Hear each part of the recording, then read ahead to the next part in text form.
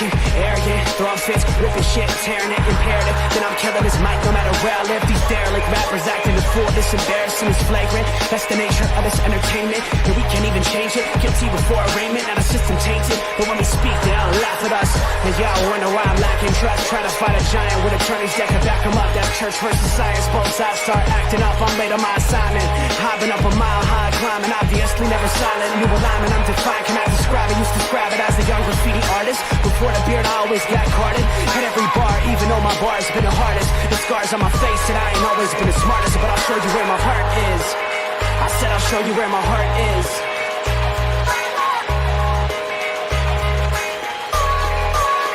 I can show you where my heart's at. See it on my sleeve. Even if the beat stops, my soul will not leave. If I never stood tall, nobody will ever see. I can show you where my heart's at. See it on my sleeve. I can show you where my heart's at. See it on my sleeve. Even if the beat stops, my soul will not leave. If I never stood tall, nobody will ever see. I can show you where my heart's at. See it on my sleeve. I can show you where the type of guy that would ride with the breeze. I'm higher than most people. I'm cold and icicle freeze. I'm liking to Mike Tyson. I'm a bison, a beast. I'm hot like Jamaica, like right by the beach. My pops is from a spot where they're fighting for peace. 8 years old, out there watching people fight in the streets. All these sirens only make the violence increase. Yeah, we're still not loving police. It's that bright young American, nice, dumb, arrogant. Tight on a mic, but he might need a therapist. Heart full of kerosene, head full of fairy tales. Said that you're my homie, you don't know me, but I know you very well. Roll back on some West Coast shit. This whole track is wetter than your dress code kiss. About to hit the track, running on some retro fit. I guess so lit, I guess so bitch, now let's go.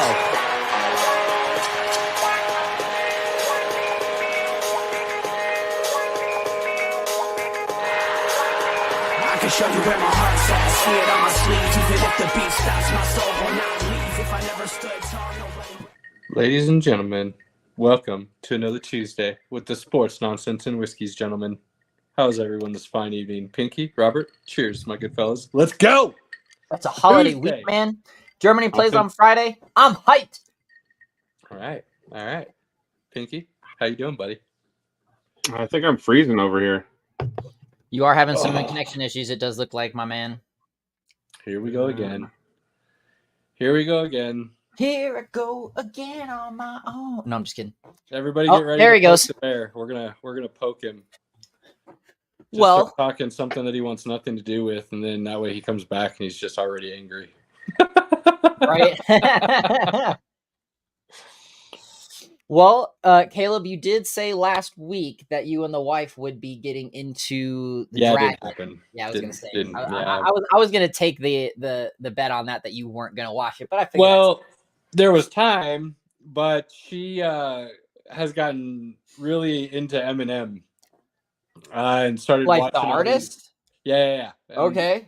And watching all these reaction videos and people breaking down his songs and his lyrics, and so she spent time showing me all the stuff she's been watching and realizing how much her husband actually knows about hip hop and rap, and it's amazing. She finally understood. my mother-in-law and my wife are downstairs watching Beat Shazam, and they're both on a lot of these songs. I'm like, oh, it's this, and this, and this. They're like, how do you know this? I'm like, you just don't ask. I just know. Yeah. I know a lot of music. She's surprised about that. So she didn't think I actually knew that much about rap like I always claim to, because I know all this other stuff, but definitely know my hip hop and rap. So when they're breaking down lyrics and she's like, do you know what that means? And I'm like, well. Oh, yeah. Yeah. And then she realized. Especially when you live around it too, and you like know what's going on in the hip hop world and kind of pick out where it's going and stuff. Oh man, it's great. Yeah, I mean the new stuff's terrible though. Oh, it's awful. I'm honestly not excited for his new album. I don't know. The stuff that dropped today wasn't bad. I haven't listened to it yet. It's on my to-do list. Not bad. We'll see what the whole album's like, but between Houdini and whatever the track was called today, not terrible. So could be solid. I was listening. This one guy that was trying to say that he fell off after the Marshall Mathers LP, and I was like, what the? mean, if you're gonna say he fell off at all, you could claim that he started falling off after the Eminem show. Wait, The LP Eminem one show- or LP two? I guess. Well, the first one's Slim Shady, the second one's Marshall Mathers, the third one's the Eminem show. So, yeah, I've had the privilege of seeing him in concert a couple times. So, very familiar with everything up to, shoot, my head just went totally blank. Whatever the fourth album is, and then after that, I didn't listen to the last couple after that, and started getting back into it here recently. So, got to catch up a little bit on some of his stuff. But yeah, I mean, those first three are killer. Pinky's back. This guy, what's up? Can you hear us now? You look confused. Yeah, you look sad and confused. Unfortunately, it's not a good look. Not a good look. Bring down the audience, Pinky. Right. At some point, he might get this figured out. So we'll see. We'll mix it up a little bit here since he's still working on his stuff, and I know we're going to start with football tonight, American, and kind of need Pinky to do that. So we'll switch and go world football. Well, did we have other nonsense to get out of the way first? Well, I mean, if you have some, by all means. I was just saying we'll skip the football. Okay. Boys, kicking off great. I love a lot of the cameos they have so far this season. It's been really fun to watch. Acolyte last episode was pretty intense. Some pretty good choreography for the lightsaber fights, along with some interesting introduction with some previous Legends information. So that was pretty cool. Everett's still getting hated on. I'm enjoying it for what it is. I'm still not fully decided on it, but I'm pretty confident of where this story is getting told and being told from. So I'm excited. And then House of the Dragon. This last episode was kind of disappointing. Kind of had a brief little inkling of season 7-ish vibes, and I don't know if I'm really there for it. Well, that's unfortunate. So I'm hoping this next episode really changes that narrative. Just I didn't like how this was told. Kind of bothered me. So, and then it's out, Caleb, so the time is ticking now for you. I will be watching Furiosa on Saturday. So I know Pinky has seen it. I'm not sure if you're a huge Mad Max fan, but that is one I've been waiting to talk about with Pinky on the cast original. I love. Sure, with Mel Gibson, and I mean Beyond the Thunderdome, you can't beat those. Those are classic movies. Yeah. So big fan of those two. The new stuff is okay.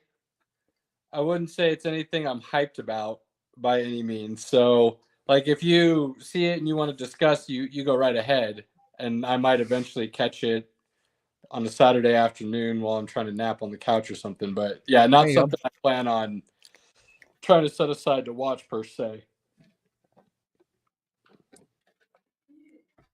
Fair enough. I can understand that. I'm excited just solely because Chris Hemsworth is a bad guy. I love when you get some good hero characters and they finally just let a little bad out. It's nice. I mean, I know Denzel Washington's had some pretty incredible roles over the years, but his character where he goes bad, kind of hard to beat that. Exactly. It's just one of those. It's iconic almost, So, but yeah, that's really all the good nonsense. The Acolyte next episode is tonight. So I'll be watching that, still keeping up with it. And then yeah, that's pretty much what's going on. Yeah, I don't think I have a whole lot else. We've got some stuff coming up here soon. We're gonna try. Qualifiers have been cool to watch. I know that's kind of that's more sports, but it's also a little nonsense. It's been pretty cool. I love some of the runners. I love the guy with the Yu-Gi-Oh cards. Love that. I think that's awesome. Noah Lyles, fastest man in the world right now, probably. So be fun to see what he can do in the 100, 200, and the 4x relay. 16-year-old was picked to do the 4x1 or the 4x4. Might have been the 4x4 actually. Now that I think about it. But yeah, 16-year-old going to be running in the Olympics. Crazy. And you know, you run on the men's 4 by anything, there's a good chance you're getting a medal. So Yep. that'll be nice to bring back to high school when that starts Yeah. to fall. The real question is, though, is can he drive? Yeah, I don't know, man. I don't think it matters after you get a gold medal. Silver medal, bronze medal, whatever it is at 16. I think any of those would be pretty stellar to roll around with. So we got stuff coming up for sure. I know Deadpool is getting it's ready. the end of the month. That's getting coming up here, so we're Twisters. That I'm torn on that one. We'll see how it plays out because the original is a classic. So I love the original. I mean, Bill Paxton, man, you can't beat him. Yeah, that original game over, man. I mean, that's a different movie, but yeah, I got you. But that original Twister is part of the reason I love tornadoes so much. Yeah, I want to see one in real life. So we'll see how they. I mean, if they go way too crazy with the tornadoes, then it's probably going to be a lame movie. That's part of the reason the first one was so good, is because it was like an outbreak, but it wasn't like 30 tornadoes that they were trying to drive around all at once. You know what I mean? It's like one this night, yeah, couple the next day that they try to chase, and then so on and so forth. So it's timed out more realistically in that sense. So that's where the new one can lose it for me real quick, because if they're like, well, there's 30 F5s and we're all gonna die, then the premise seems interesting so far, that they're trying to kill a tornado as it's formed with these little ball things. I'm like, that's a cool concept. Very curious to see where they go with it from there. But I'm always game for a good disaster film. So yeah. I've got a great friend that she's watched the cast before. She's watching all the hurricane coverage. That's what she loves. She's like, just give me a good storm during the summer and I'll watch it. I agree with that to an extent, for sure. Pinky, can you hear us now? Is Pinky back? I think I'm back. You look like you're ever so slightly buffering a little bit, but we can hear you and stuff, so that's good. It looks clear on my end. Well, good. Robert's the one glitching on my end. Oh, that's probably a problem. I don't know why I'm glitching. For me, I was glitching with the background. I seem to, or at least it seems to be doing a little bit better. Okay. But well, you keep bobbing and weaving, my man. Let us know you're there. We appreciate that. I'm here. I'd hardline into this thing, but this is not one of the cool laptops that I could hardline into. Yeah. Do those even exist anymore? Oh yeah, you get a good gaming one, of course. My wife is desperately trying to talk me into getting her one, but I keep telling her that a tower is the better way to go. I mean, if you're gonna game, you should be getting a desktop for sure. And that's what I keep telling her. Even I know that. Come on now. She doesn't listen to me, but yet I'm still the tech guru. I'm like, I don't know what you want, but that laptop's gonna be like obsolete in like a year, whereas tower exactly. You got a couple years on the tower before you got to start modifying what's in the tower, so you're good. Oh, my buddy already is like, hey, I've got some extra RAM bits I just bought here. Take it. I'm like, cool. I'll just upgrade my RAM. So I'm excited. Something I love doing in my free time. Beautiful. Pinky, do you have any nonsense, good sir, that you would like to throw out there for the people? I got nothing, man. I got nothing. I mean, we got to see you out in the wild. I don't know if you guys talked about that or not. We were waiting for you to disperse that, so we can go ahead and recap that and go into football. Pinky, lead the way. It's always amazing when you get Caleb out of the house, because it doesn't happen often. That's what happens when you decide to have kids in your, late 30s. Not that you'd have a whole lot of places to go anyways in your late 30s, but at least kids keep you grounded, right? Yeah. But UFC fights at good company, UFC 303.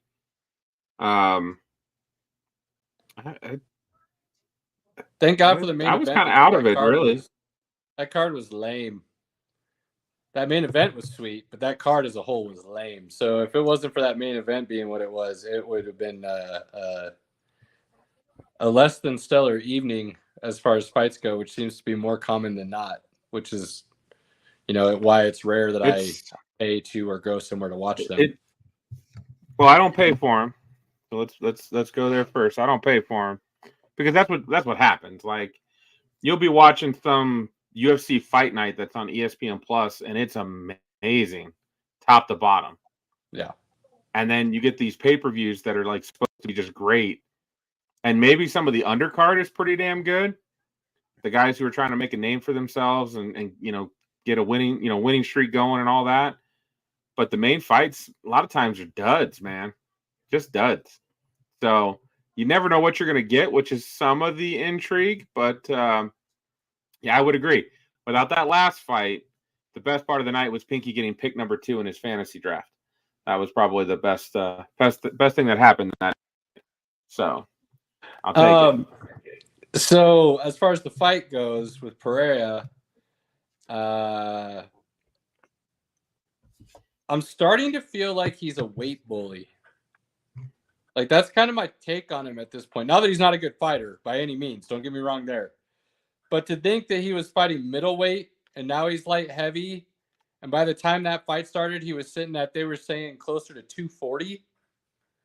Like, dude, how about you just fight heavyweight and let's see what you got? Like, let's see what you can really do. And just fight closer to your natural weight. Pack on as much muscle as you want and go out there and fight the big boys and see if you can do the same thing to them. Because the way he laid out, is it Prochorov? Yuri? I'd say Yuri. Yeah, so Yuri, the way he laid him out, it was wild because right at the end of the first round, we were all sitting there going, oh, Yuri's lucky that round ended. Well, Pereira came out to start the second round. He's like, I ain't done. I was not done. I told you we were not done. And within 10 seconds of the round starting, he put him on his ass, and that was it. That was the fight. Like, he's scary, dangerous. Man, that leg kick was just so quick, so fast, and it was like nighty-night. Time to go to sleep. Poor guy. I like Yuri, so it was a bummer to see him get done dirty like that. But he was probably concussed after the knockdown. He probably still hadn't recovered, and dude, not even close. Stuff like that happens, man. That dude was out on his feet when they were picking him up, trying to put him on a stool. I mean, dude couldn't stand straight for at least a solid 2 minutes. That was brutal. Man. Yeah, so I want to see him move up to heavyweight. I want to see what he can do against the big boys. Because, honestly, if he goes up and let's say him and Jones fight after Jones and Stipe fight,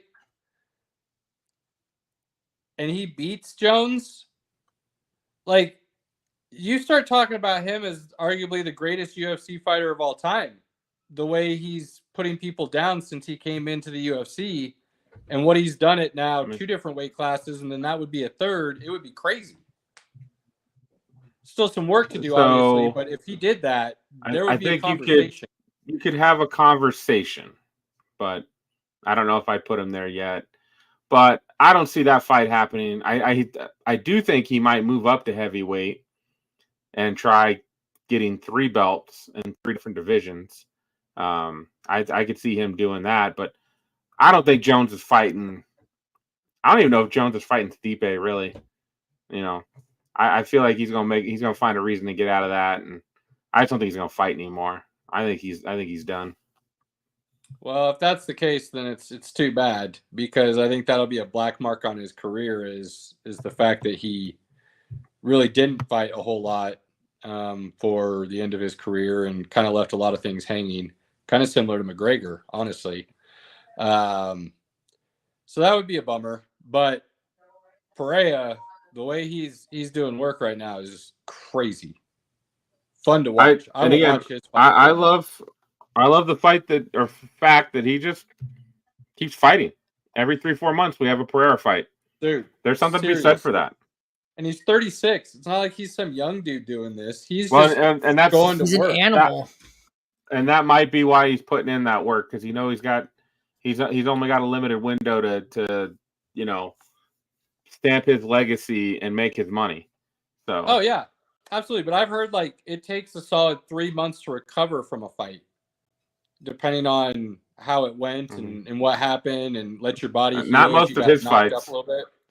Granted, he doesn't get touched. I understand that, but I'm just saying, like, the turnarounds he's doing, like you said, is completely abnormal for not just a fighter, for a champion. But that's what the real champs do. They just fight. I mean, injuries happen. I know that's kind of part of it, but if you're injured, you should be fighting. If you're a fighter. Yep. And that's I give him a lot of credit. Good to him. Let's go, champ. I will definitely be in to watch the next Pereira fight. So, Yep. we'll see we'll see what challenge they put in front of him next. I'm ready for 304 for Patty to come back, though. That's going to be great. I do love me some Patty. Caleb, see if you can get a Patty pass. even he's not getting a pass, bro. He used that one up. No, Maybe. Caleb, find out. We'll see what happens. That's Saturday, July 27th. And that is at 8 o'clock. Okay, so like it's a normal one. I do love me some Patty. Love Patty, love O'Malley, love Pereira right now. Those are the three that are fighting. If McGregor ever came back, I'd definitely be watching his fight. We shall see where it goes, man. Who's that young up and coming stud dude that hasn't quite gotten a big fight yet, but it's coming? That Bo Nickel, is that it? Yeah, Bo Nickel. Yeah, that dude could be fun to watch here coming up. That dude's lame. We'll see. He's dismantled everybody that they put in front of him at this point. I mean, that last dude, he felt bad that he even fought him, and Dana was like, "My bad. You're right. My bad. It's time to give you a fight." That's what you saw after that. We shall see. But that was only my weekend was so quick. Saturday we were doing stuff like all day, and then Sunday was just kind of relaxed. So it went by super quick. Those happen.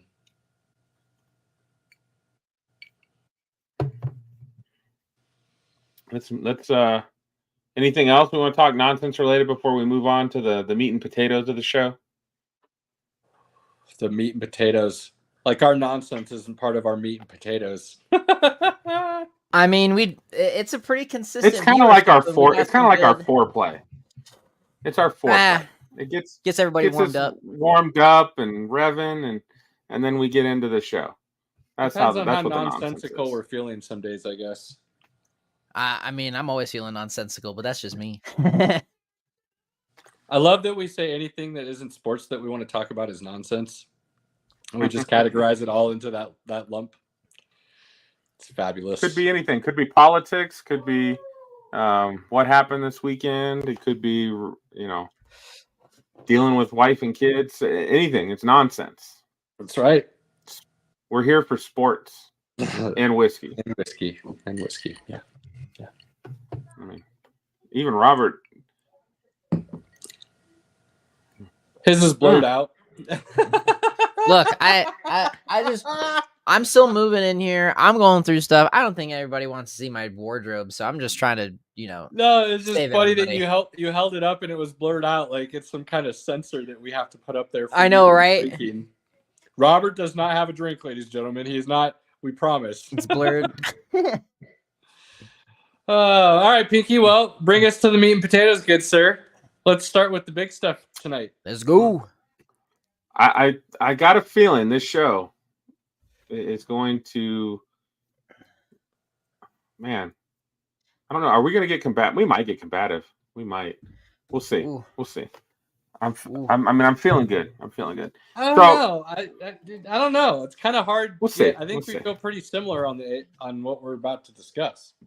We might. So last week we did talk about the NFC North, and again, I think it's debatable. Like we mentioned, that could be the toughest division. Could be the most interesting division as well. I think you could make the same arguments for the AFC North, the teams we're talking about tonight. As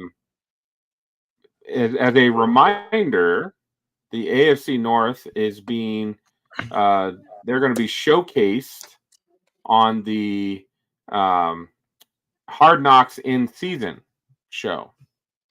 It's going to be the AFC North, and they're going to go through and be following all 4 teams during the season. It's kind of crazy. It's taken 10 years, 12 years to where we've got like Hard Knocks all season. We've got Hard Knocks off season, Hard Knocks training camp, which is the OG, and then Hard Knocks in season as well.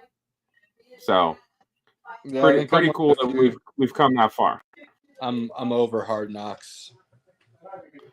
I didn't watch last season. I didn't watch any of the in-season stuff. So I like all the same. The in season is a lot like Amazon's All or Nothing, and that was I like the in season. The in season one I think is really good.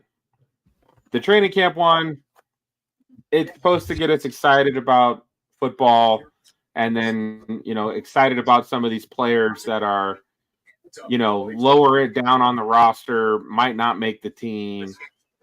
They get you interested and excited about those players, and then you see those players get cut, right? Which is the harsh reality of the NFL. Not everybody makes it. Have you watched Hard Knocks at all, Robert? No, you all have been talking about it on the cast a lot, so it's on my watch list. I need to get into it. So when training camp starts, that's when you'd want to put that on the watch list. Okay. Because you don't want to watch you want to watch it weekly. You don't want to watch it when it's all done. Like by the time it's all done, right. It's not worth really watching at that point. Because it starts on the 9th, right? That sounds right. No, August it should 9th. start no, that's too late. Maybe. No, that's okay. Right. That's right. That's right. August 1st is the first preseason game. It's August 1st. Cool. I'm looking forward to it. It should be fun. So talking AFC North. So we got to start out with the Brazil Colombia game. Yeah. Yeah, he is. He is. What? I mean, we'll talk about that next, but this dude has like a tablet at his desk watching the game, like jumping up and down while he's talking to people. It's not talking to freaking out the guy over the wall. Smart. I like it. Dedication, homie. Like, this is what I live for. This is my soccer time. Love it. And it's not even World Cup time yet. No, it's 2 years out. That's 2 years out. We'll get there. That'll be in the conversation. We'll get there, Pinky. There's a lot to discuss. My bad. I could just hear it. I thought that's what I was hearing. So yeah, it's I on. had to ask. He's hearing something. It's either Robert's soccer or Robert's dogs. Yeah, I'm gonna go close my door because my wife's trying to get them to howl. Oh, that's fun. That's what you want to teach Huskies. Right. Yeah. Something tells me Robert's not training her right. Are we allowed to say that in today's age? Probably not. What? Probably not allowed to say that, right? Yeah, probably not. Robert, you're not training your wife right. Comments to come after, not on a live show. Smart. He's I know. smart. I'm gonna get canceled for that. It's fine. Nah. It'll be fun when Hannah watches this back. I mean, I don't know. She's not already commenting. She's not watching. We just watch her open the door behind Pinky with a bat. All right. Nah, All right. she'd take care of me in my sleep. Yeah, there you go. That's always fun. She's smart. Yeah, there's no doubt about that. All right, let's talk the AFC North. Talk it. God, where do we start? I think we previously do what? I said start with the defending champs. Start with the champs. Well, that's the Baltimore Ravens. It is. Lamar, And my man. I would probably argue that Lamar has probably the most pressure on him of any quarterback in the AFC. I think you might be able to say him and Dak, like who's got more. I don't hate that.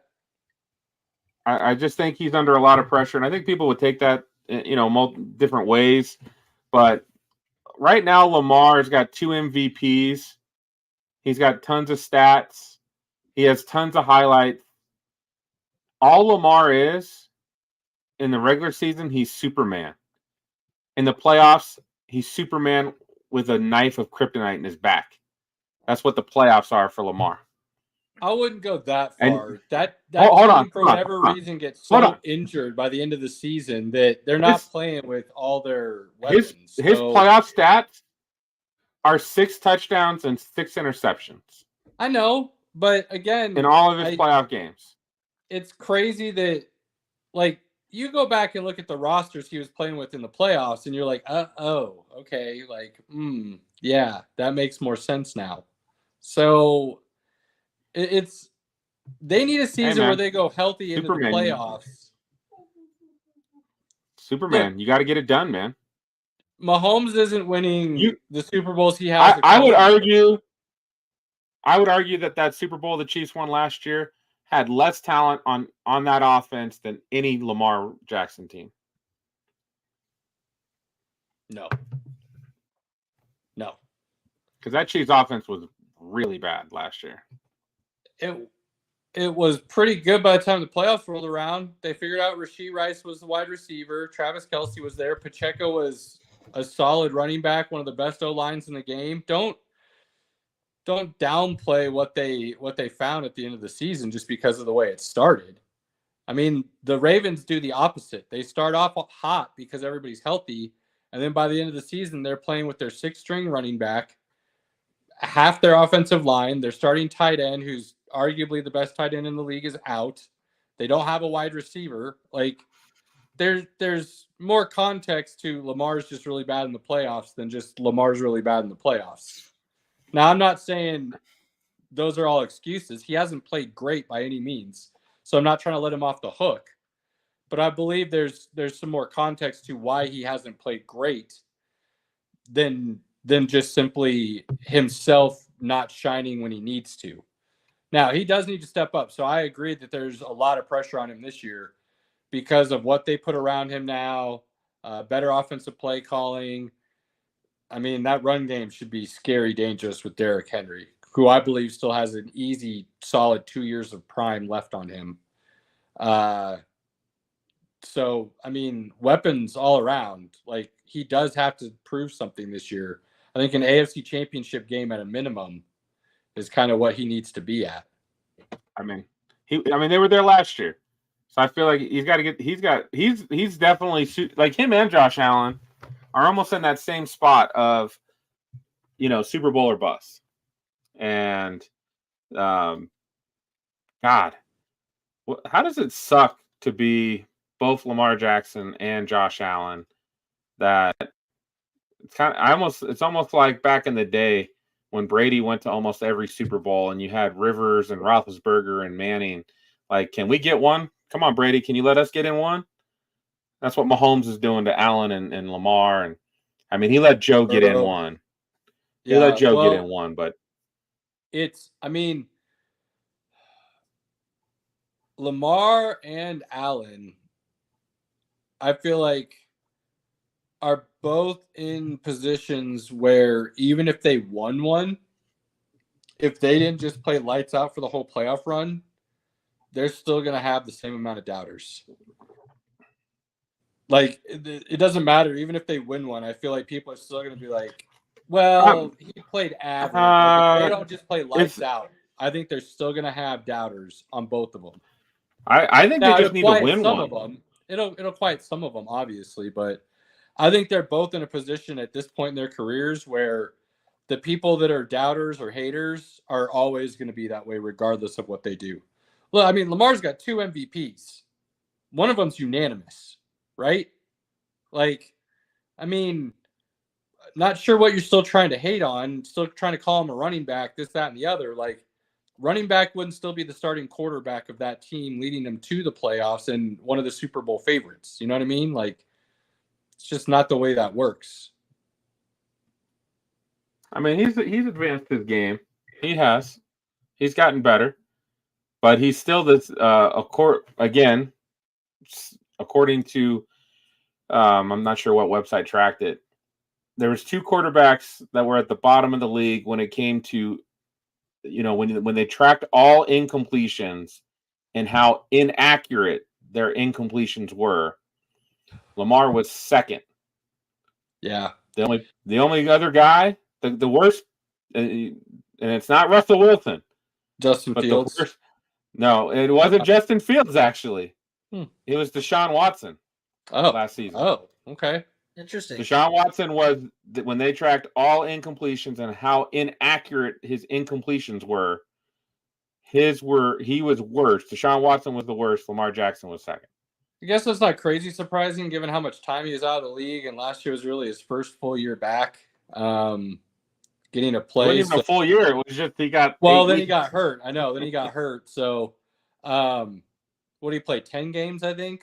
I think he got 10 games before he got injured. He might have got. I don't even know if he got 10. I think he got like 8. But that's not. I think they played Dorian Thompson-Robinson once. They played that other guy they had once, and then they had brought Joe the ghost of Joe Flacco off the couch to come play. So I mean, if Baltimore's smart, they really developed that offense to make him easy looks for throws, and Derrick Henry gets to run the ball. I mean, you run the 2 tight end sets like I keep begging them to with Likely and Andrews. You're going to have a couple wide receivers that you should be able to plug and play out there now. So, I mean, Bateman could still be really good. I've heard whispers of him having a breakout season all of a sudden. I don't know if that's going to happen at this point in his career where he's at and what they brought in. But, I mean, Zay Flowers looks like he's the top dog. You got Bateman, who's still solid. You've still got some other guys around them that you can plug and play. If you run the 2 tight end set, you run with Derrick Henry, I feel like Lamar Jackson could have another MVP caliber year, but more so because he's passing. Well, we'll just say, and maybe this was Todd Monken. I don't know where his mind went. You can't have in the AFC Championship game against the Chiefs, who are pretty good against the pass. They're not bad against the run by any means, but that's where you can make some hay. And you're a running football team, and your running backs have 6 carries. Dude, even if that's the whole best game? running defense in the league that you're playing, you were the best running offense in the league. Yep. You don't magically decide not to do what you're best at, no matter what the other team does. The whole idea of football is imposing your will on the other guys. If you are the best running team in the league, the easiest way to impose your will on another team is to run the ball down their throats. Which is kind of crazy. It's what they did against the Houston Texans, right? The first half, it was close. And that second half, man, they just imposed their will on them, and they just took over. So what happens when you're a solid running team? And I was for sure they would do that against the Chiefs, and somehow they were just like, no, we're going to throw the ball. Mind-boggling. We got to definitely get some of Robert's thoughts on this, but before I let Robert chime in, the biggest loss, I think, for the Ravens, something that I think that's really going to miss, is Mike McDonald, who was their defensive coordinator, who ended up leaving and going to the Seahawks. He put together some really good game plans. I mean, The Chiefs won that game, but it was 17-10. That defense has always been good, though. And I trust Harbaugh a lot in building staffs and bringing in the right personnel. So you're right. It's going to be a lot. Can you name the defensive coordinator? Nope. Nobody could, because he is literally a first-time play caller. But that's okay. Like, again, I have faith in Harbaugh. And that defense still has a lot of really good pieces. It's not like they fall off. So I just think it's going to be difficult. I think their defense will take a step back. So if their offense doesn't take a pretty big leap forward, I think it could be difficult for them. Okay. Yeah, I'm not worried about the defense. Okay. We'll see. Hopefully you're right.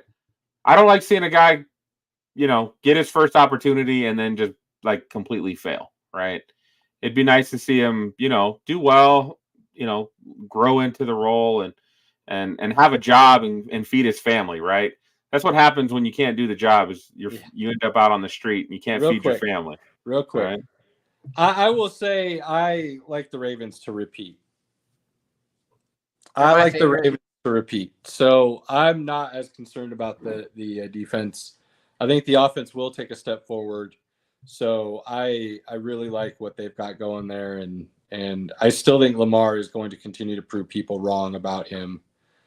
It might not be big steps like maybe I was hoping to see initially, but I think year over year, people are going to have less to say about his game and what he can do. And in my opinion, Christian McCaffrey was the MVP last season. So, and I'm not going to, I'll listen. I know they gave it to Lamar, but like to me, I'll listen to that argument all day. Not a problem there, Pinky. I'm not mad at that at all. So but again, I think Lamar's going to continue to do things where people are like, oh, he's a running quarterback. And then they'll go look at his stats and they'll be like, oh, what? No, actually, he threw the ball a lot this season. And he had really good averages. And the current knock against him is when you play Lamar Jackson, you keep him in the pocket. Right. That's your best chance to beat him. Robert, what do you got on the Ravens? So with the Ravens, really thinking Henry's gonna have a killer season. Him and Lamar are just gonna link up, and it's gonna be badass. The run game's gonna be strong. And Caleb, to piggyback off of what you were saying from the whispers, there are a lot of them. I was seeing a lot of articles from ESPN talking about how Rashad Bateman is really looking put together this season, is going to be a force to reckon with. What is this, year 4 for Bateman? Is it year 4? Sounds right. Yes, he was drafted in the first round in the 21 draft. We've been waiting for that breakout because he came out of Minnesota looking like he was going to be just awesome. A stud. Yeah, a stud. So, I'm really excited. Like Caleb said, I'm also thinking that the Ravens are going to repeat.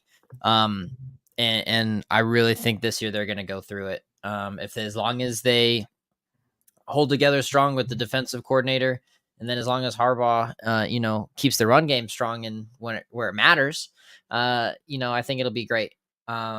So excited for the Ravens. I'm I had Lamar transferred to me from the league that I just joined that we did the draft for. He's definitely, Caleb, like I told you, was on my thought process to maybe keep for some of the players that I had. So definitely something to be thinking about for sure. When you're in a keeper league, he's definitely a guy to think about. That's for sure. Yeah, he's on my mind, but I'm not quite sold on him yet. But we'll see what happens. All right. Well, then that would lead us to Team 2, if we're kind of going in order of how we feel like they're going to finish. Oh, this is hard. It's hard. Actually, you know what? You tell me what team's going to finish next, Caleb, because I don't know. Well, if everybody's healthy, all things considered, like we always talk about, Cincinnati's going to be second. What? Oh, man, I'm thinking the Steelers are going to have something. Cincy's going to be second. Okay. Cincy will finish second if everybody's healthy for the year. That offense is too potent, and it keeps that defense off the field just enough for those pass rushers that they have to be able to do some damage. That is their exact game plan. And I think the first pick in the draft that they use on the big fella Mims out of Georgia says that all you need to know about what they're trying to accomplish. Higgins is coming back. They have Jamar Chase. Their run game will be whatever they want their run game to be, and Joe Burrow will light people up. And that's what they're going to do, period. And as long as Joe Burrow is healthy with those wide receivers, they are a Super Bowl contender. And I can't say that about the other two teams left to discuss due to their quarterback situations. As much as I love one of them, they're not in the realm of carrying a team at this point in their careers, I don't believe, in Watson and Fields or Wilson to lead the team over somebody like Joe Burrow can and has proven he can do. And then you put the weapons that they have in a 1A in Chase and Higgins. No, I don't. They're going to be fighting Baltimore for that one spot in the division if everybody's healthy. And that defense is underrated. I think people underrate how good that defense actually is when the offense is productive. Yeah, I don't know how to say the defense coordinator's last name, but Lou, I'll just call him Big Lou. Big Lou can call a pretty good defense. So yeah, I mean they added Chris Jenkins, the D tackle out of Michigan, to help run stop. They did a lot of good things in the draft. They picked up Sheldon Rankins, who's another big boy in the middle. I'm glad you said that because again, I have a man crush on Joe Shiesty. He's just like a cool dude. I feel like he's a guy that you could literally have a 2-finger and a cigar with and just shoot the shit. So, like, I love Joe Burrow. I love watching him play. He just doesn't look like he's rattled. He's Joe Cool, man. Yeah. And I love it. I love it. So I'm glad you said it because I'm biased, right? I've got a man crush on him. So I would say that as long as he's healthy, they should definitely be number 2 in the division. But I'm also going to put the caveat out there. I think this division could go all like last year. The Bengals, I think, were the worst team in the division, and they won 8 games. Like they were playoff worthy until like the second to last week of the season. Well, you were talking last week about the AFC North all finishing above 500. So you're talking 9-8 at a minimum. You're going to see the same thing with this division, I feel like, to be perfectly honest with you. So you absolutely can. We'll talk about Cleveland, but that's the team I'm worried about. But since if Joe Burrow's healthy, plays the whole year, this team's definitely a playoff team. And, I think all the teams could fight for the number 1 spot in the division. I mean, Hendrickson is I think he's a poor man Max Crosby. Yes. He's underrated. Cheers. That is a great analogy there.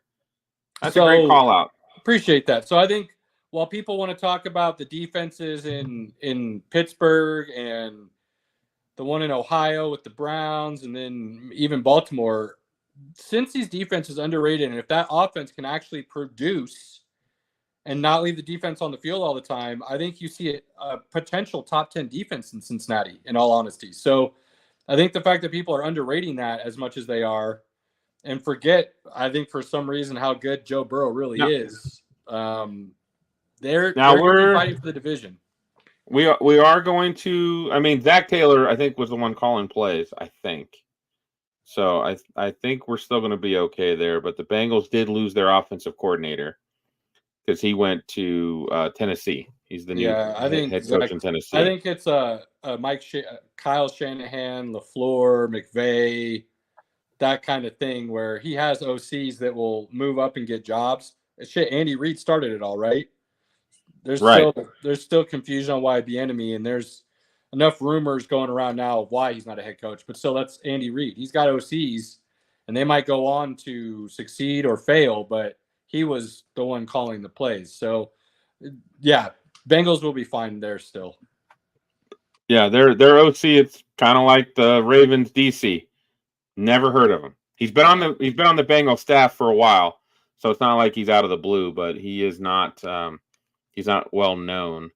I do think I was going to say Zach Moss was a sneaky good ad. I feel like Zach Moss, after leaving Buffalo, he played well in his things time out last year, filling in for Jonathan Taylor in Indy. He played really well. Now, here's the catch. I don't think he's going to be a main back, so he wouldn't be somebody I'd grab in fantasy per se, because I think him and Chase Brown are going to split a lot of carries and be a pretty solid run game, in all honesty. If you're playing zero running back, I think you can grab either one of those guys. That situation for sure. Yeah. But I'm just saying, I think him and Chase Brown are going to split carries. I think it's going to be more of a 50-50 timeshare than maybe people are willing to believe at this point in time. So keep an eye on that. But either way, I think it's going to be still a really solid run game. And then another sneaky addition to their team, outside of Amarius Mims and Chris Jenkins, who were both, again, we love building in the trenches. So they made those picks, and we were like, yes, that's how you do it.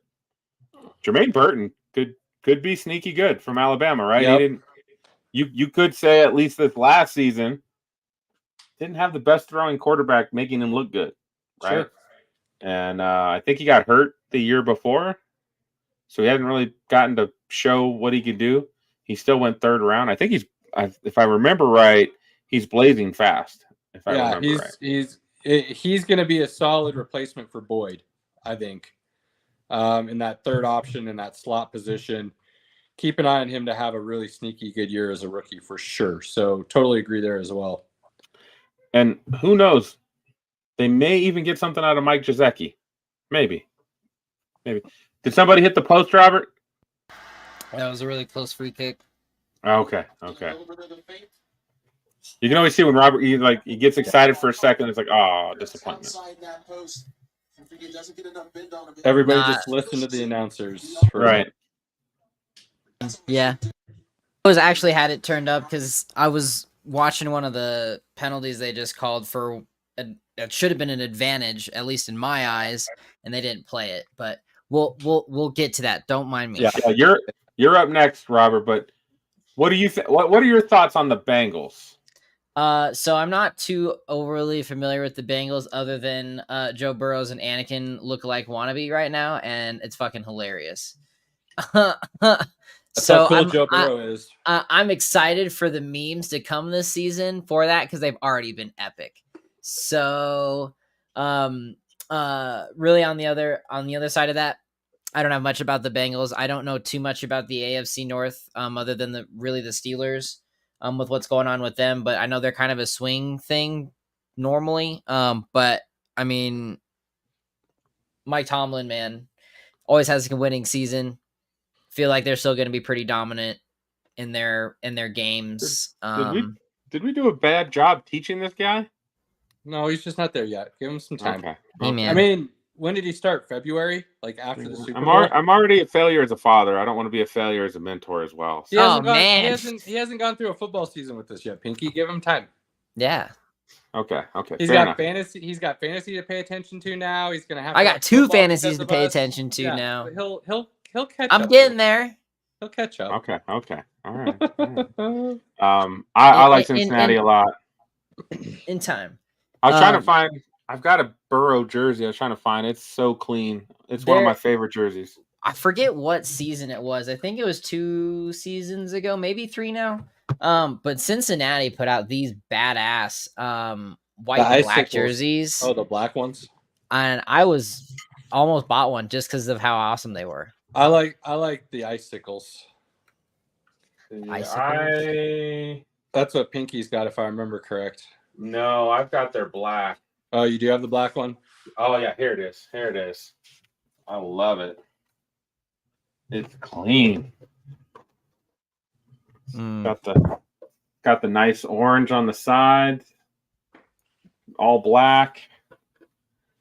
I love it. And it fits me like a glove too. We just went to QVC, ladies and gentlemen. We'll throw up the number here in the comment section. $99.99 is the current going price if you're interested. It's $45. 45. But yeah, no, I'm about the those black and white jerseys that they had. I almost got Those are one. nice. Those are nice. So, the one thing about white jerseys is every time I put on a white jersey, I get something on it. Yeah. I didn't say you had to buy it. I'm just saying those are the ones that look the sickest. So, Meanwhile, I'm repping the white jerseys over here. Yeah, you gotta be careful when you're wearing white. You gotta be. Oh, and I mean, I'm having carnitas. I'm eating carne asada fries, and I'm doing just fine. So I feel like it might be a pinky issue. It's possible. Some people have the ability. It's definitely a pinky issue. Okay, you know, my mouth is not as big as I think it is. No, it's an affliction, Robert. You know. All right, so moving on. So who would be third? You're doing this in order, like you said, so I'm just holding you to it. I'm keeping you true, man. I know. I'm gonna go with the Steelers.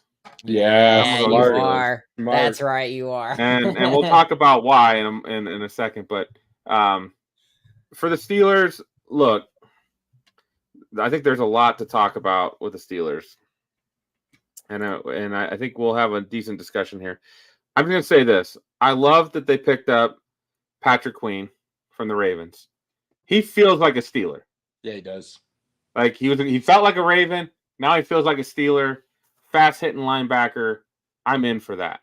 Like when the Steelers have good linebackers, like it just seems right, you know, because that's what they've kind of been known for a long time in their 3-4 defense is just having really good either pass rushing linebackers or sideline to sideline can come get you linebackers. So yeah, I really love that pickup.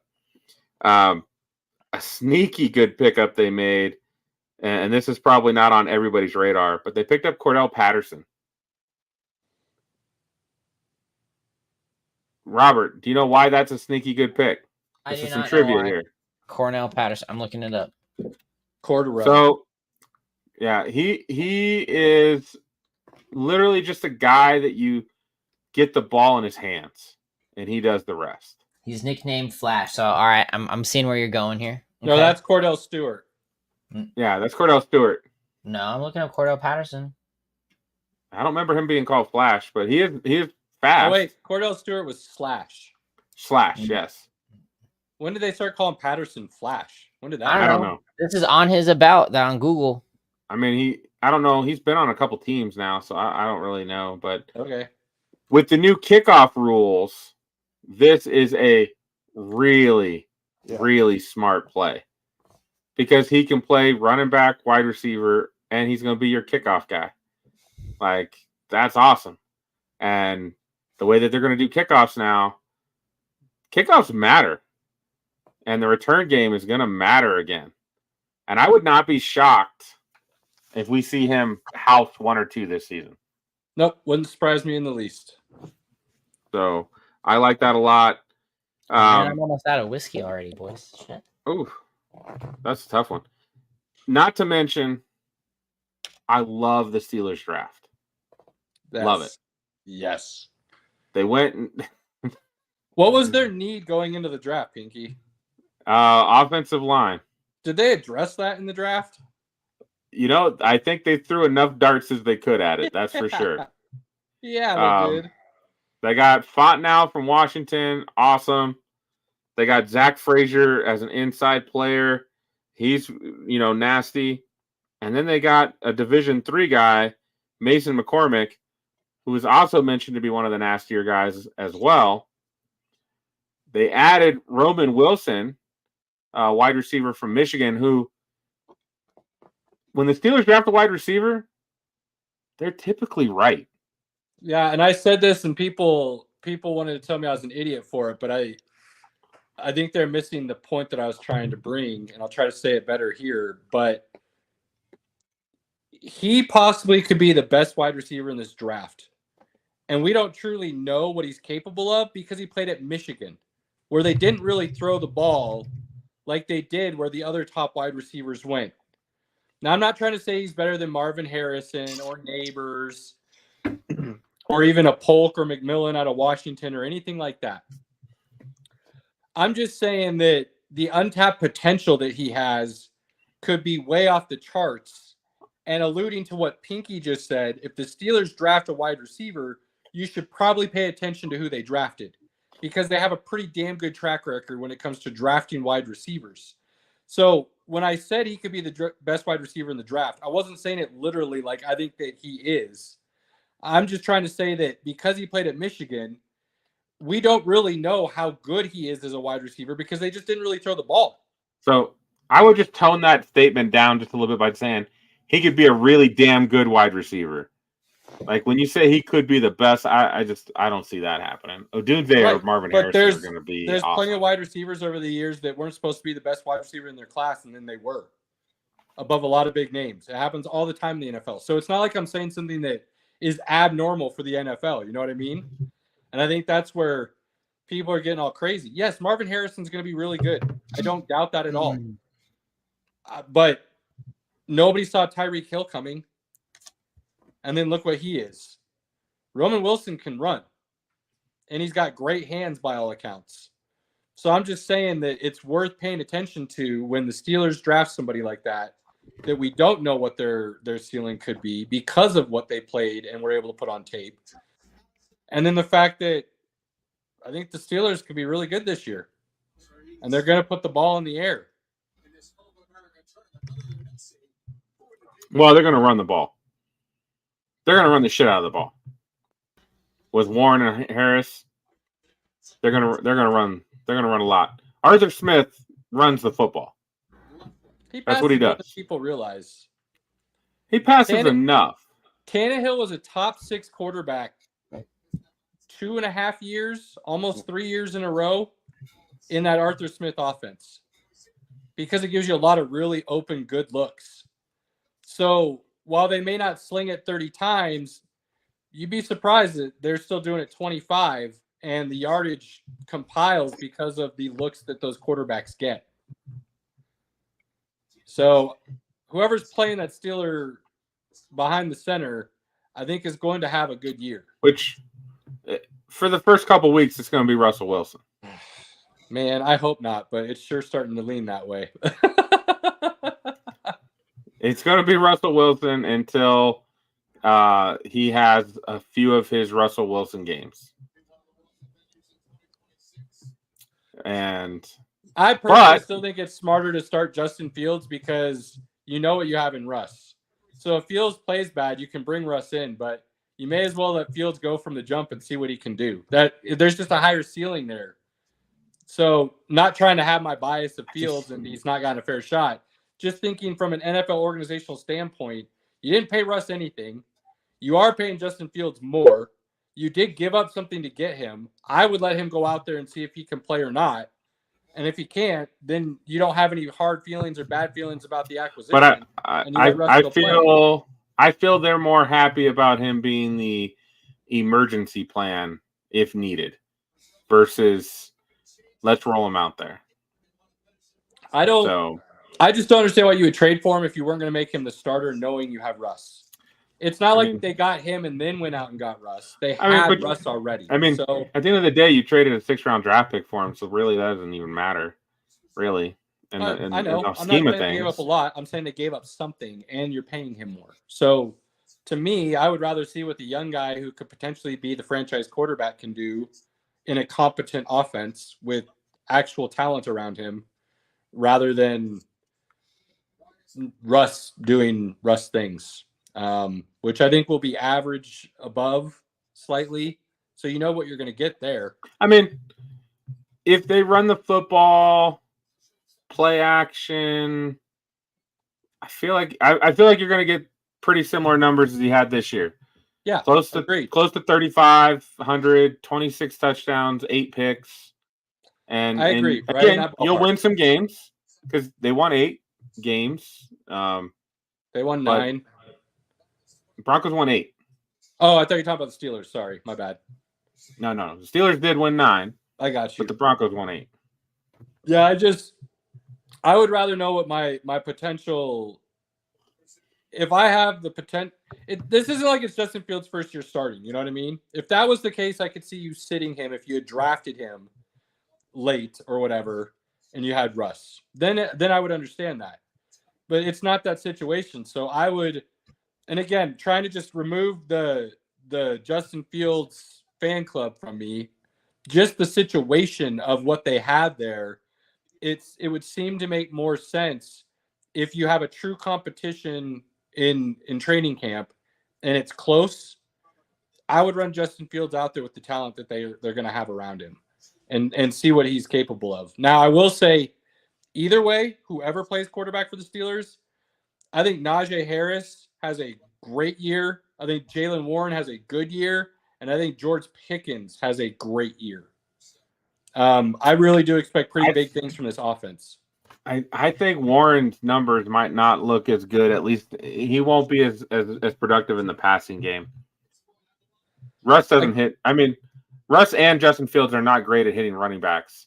They will in this offense. When you have Najee and Warren and you can just dump and run and go. I mean, I think you'd be surprised. I think people are a little concerned with Arthur Smith because of what he was doing down in Atlanta, and God only knows what he was doing with the talent down there in Atlanta. I think he was trying to outsmart everybody. But I think you'll see more of the Tennessee offense, and those running backs had some decent production in the passing game. So, and I wouldn't say they're anywhere as talented in the passing game as what Harris and Warren are capable of. So we'll see. I mean, Freiermuth is another name to keep a really close eye on because he could be a really great weapon as well. He's shown some potential there. And depending on how Arthur Smith decides to use him, that could be another really great potential season there from a tight end. So I'm excited to see what the Steelers offense does with them looking like they address the offensive line and the fact that they're going to have what I believe is a competent play caller in Arthur Smith running that offense. We'll see. It can't be worse than last season, but I still don't. I don't know if it's not enough to beat Cincy and Baltimore for sure, in my opinion. And I don't think their defense is always solid. It's not been amazing. Yeah, I don't think they're competing for the division in the sense that they're going to win it. I could see 3 or 4 weeks left, them having like this mathematical chance still to win it. You know what I mean? But everybody really knows that they're not going to. And then getting it in that 7 or 6 seed, even for the playoff spots. I think they could have that good of a season. I mean, they're right. I mean, they're going to be 9-8, 10-7. They're going to be right there. So playoffs are within their grasp. Robert, anything on the Steelers? No, but I'm thinking definitely that Russell Wilson will maybe play like 3 or 4 games and be done. That's kind of what I predict. It's all about winning. Yeah. If he wins, they're not pulling him. But I don't see him lasting long. Just don't. I think he's done. We'll see. He's been working out.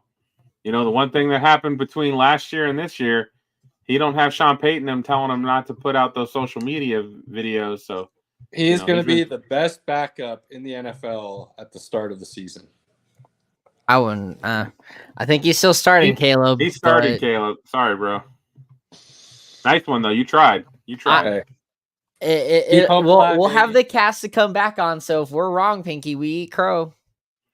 I'm gonna owe him a bottle of whiskey if we bet a bottle of Buffalo Trace on it. So we did do that. A lot more confident then than I am now, unfortunately. But still gonna believe in my guy. To keep it going. I mean, I think you will always die on that hill. So look, if he plays this year, Pinky, and he doesn't play well, I'll say he's done. Like, there'll be too much talent around him and what I believe is a competent offensive play caller for me to say that there were reasons for him to not do it. So if he gets a true opportunity this season and doesn't handle his business, you won't hear me talking about that anymore. I mean, it's going to be interesting. He's got to play a little bit if he's going to get a job next year. I mean, I think he'll get a job next year regardless, but if he wants a starting job next year, he's got to play some this year. So he's got to play well this year, which, I think Arthur Smith, the way that offense was run, again, run the football, play action, lots of easy, like you said, easy plays for the quarterback to make. Could really help Tannehill, him look everybody good. was basically saying, what was Tennessee doing? Tannehill's washed when they acquired him. And he came out and balled for that club and Vrabel and Arthur Smith. Oh. And revived his career. So, good for you, little Yingling. I thought, because we're talking about Pittsburgh, little Yingling beer. So, to me, Justin Fields would be Ryan Tannehill on steroids with his skill set and what he's capable of and the way you could play call for him to make life easier on him. And you're getting him younger than you got Tannehill. So if you're able to fix Tannehill and correct what he was having struggles with, you get Justin Fields in there even younger. To me, it just seems like the perfect fit for both parties. And that's why I was so excited when I saw him get picked up and traded for by Pittsburgh. It just made too much sense to me. So we'll see what happens in the long run, but I'm still hopeful he's going to get a chance to show what he can really do. And I believe if he does that, we're going to see a special quarterback. I'm going to try to get half price tickets to that Steelers game. I don't think I'm going to get them, but I'm going to try. That's one of the games I'm going to try for. It's a lot of terrible towels in Denver. Oh, bro. There's tons of terrible towels in Denver. I mean, I know they travel well as a fan base, but man, there's a lot of them in Denver. When I went to that Tebow playoff game, so I was at the Tebow playoff game and I was at the Peyton Manning 2015 playoff game. Both games, way too many Steelers fans there. Yeah, way too many. It was crazy. They definitely invade wherever they are. And they pay that money, right? So. Well, that brings us to the Cinderella story of the AFC North, of what was the Cleveland Browns. Looked like they weren't going anywhere. That middle of that season, Deshaun started playing. He got hurt a little bit, started playing really bad. They didn't look great at all. Got freaking spanked by the Broncos. Now, that was with the backup quarterback plan. Both backups played, actually, in that game. And then, they just resurrected Joe Flacco. The corpse that was Joe Flacco. Got him off the couch, got him in. And somehow he figured out how to use David Njoku, who became like a literal superstar in those last 6-7 games of the season. This is what we thought he would be since coming out of Miami.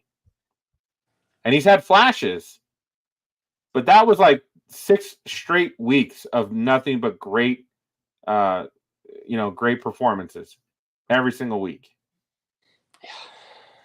Yeah, I feel like they're going to take a step back this year, and there's no necessary rhyme or reason for it because that defense is still going to be really good. They've got a lot of weapons on the offensive side of the ball.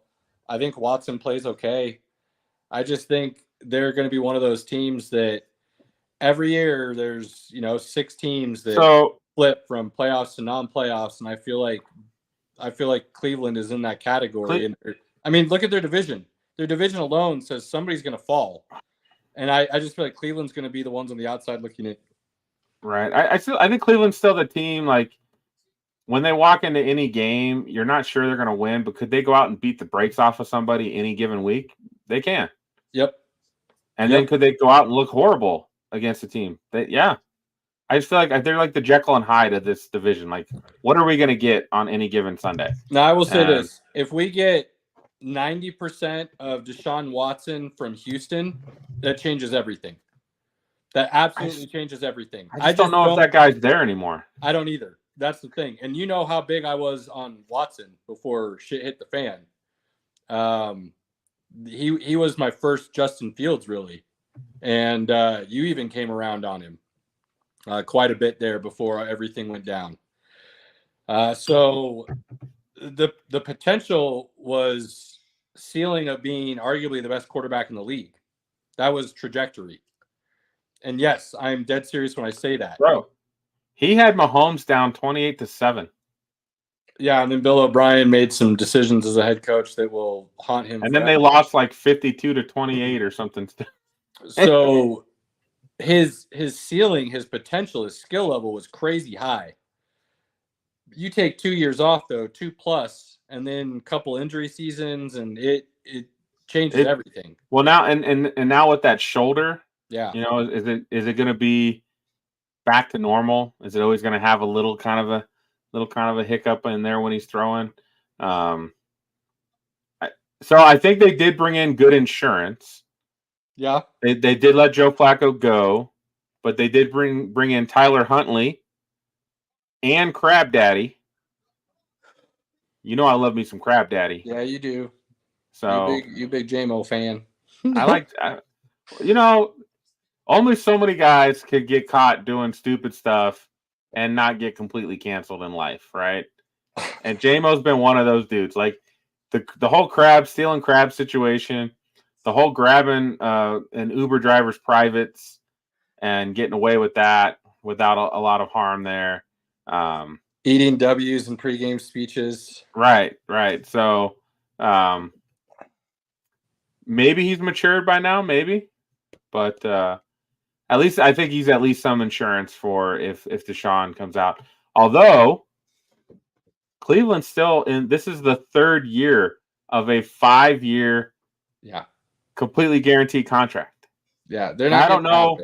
I don't know where they're at in the. Can we cut him and take that cap hit? Because they're paying it regardless. Yep. But they could cut him if they wanted to. But God, what a mess! I think we both agree, right? They're still a better team today if Baker's still their quarterback. Yeah, because of everything you gave up to get Deshaun Watson, and he's not playing better than Baker Mayfield right now. So I mean, there's an argument Baker's playing better. Absolutely, there is. So it was a dumb trade to begin with. Everybody felt it was a dumb trade, and then to not only make the trade, but then the way in which you convinced him to go ahead and say I'll play for you is by guaranteeing him an entire $250 million contract. I mean, that's a no-go for me. That's a no-go for me from the beginning. If a guy goes, you know what? I don't really want to play for you guys. So then you guys go, well, how about if we just guarantee you everything? I guess I wouldn't mind playing for Cleveland. Sure. Yeah, a lot of red flags. Now, if he had never had his issues and he was prime Deshaun Watson, but still wanted out like everybody was hearing before everything hit the fan, because Denver almost, there was rumors Denver was going to grab him. And then they quickly were like, we're out. Once the number got to like 5 or 6 chicks, Denver was out. That was the end. That was too many. And then we know where it went from there. But if you gave up all that and guaranteed him the $250 when he was playing prime Deshaun Watson, I'd have said worth it. I totally would have said worth it. People probably still would have said I was crazy, but I would have said worth it back then. But what are you thinking when he has 2 years off? There's all these allegations where you know he's going to get suspended. You know injuries are going to happen because of all the time off. Like, there's so many red flags at that point that it made zero sense to move forward. So for the league should have told Houston, nope, we're good. You eat that one. Like, I don't know why any team would have traded for him at that point, to be perfectly honest with you.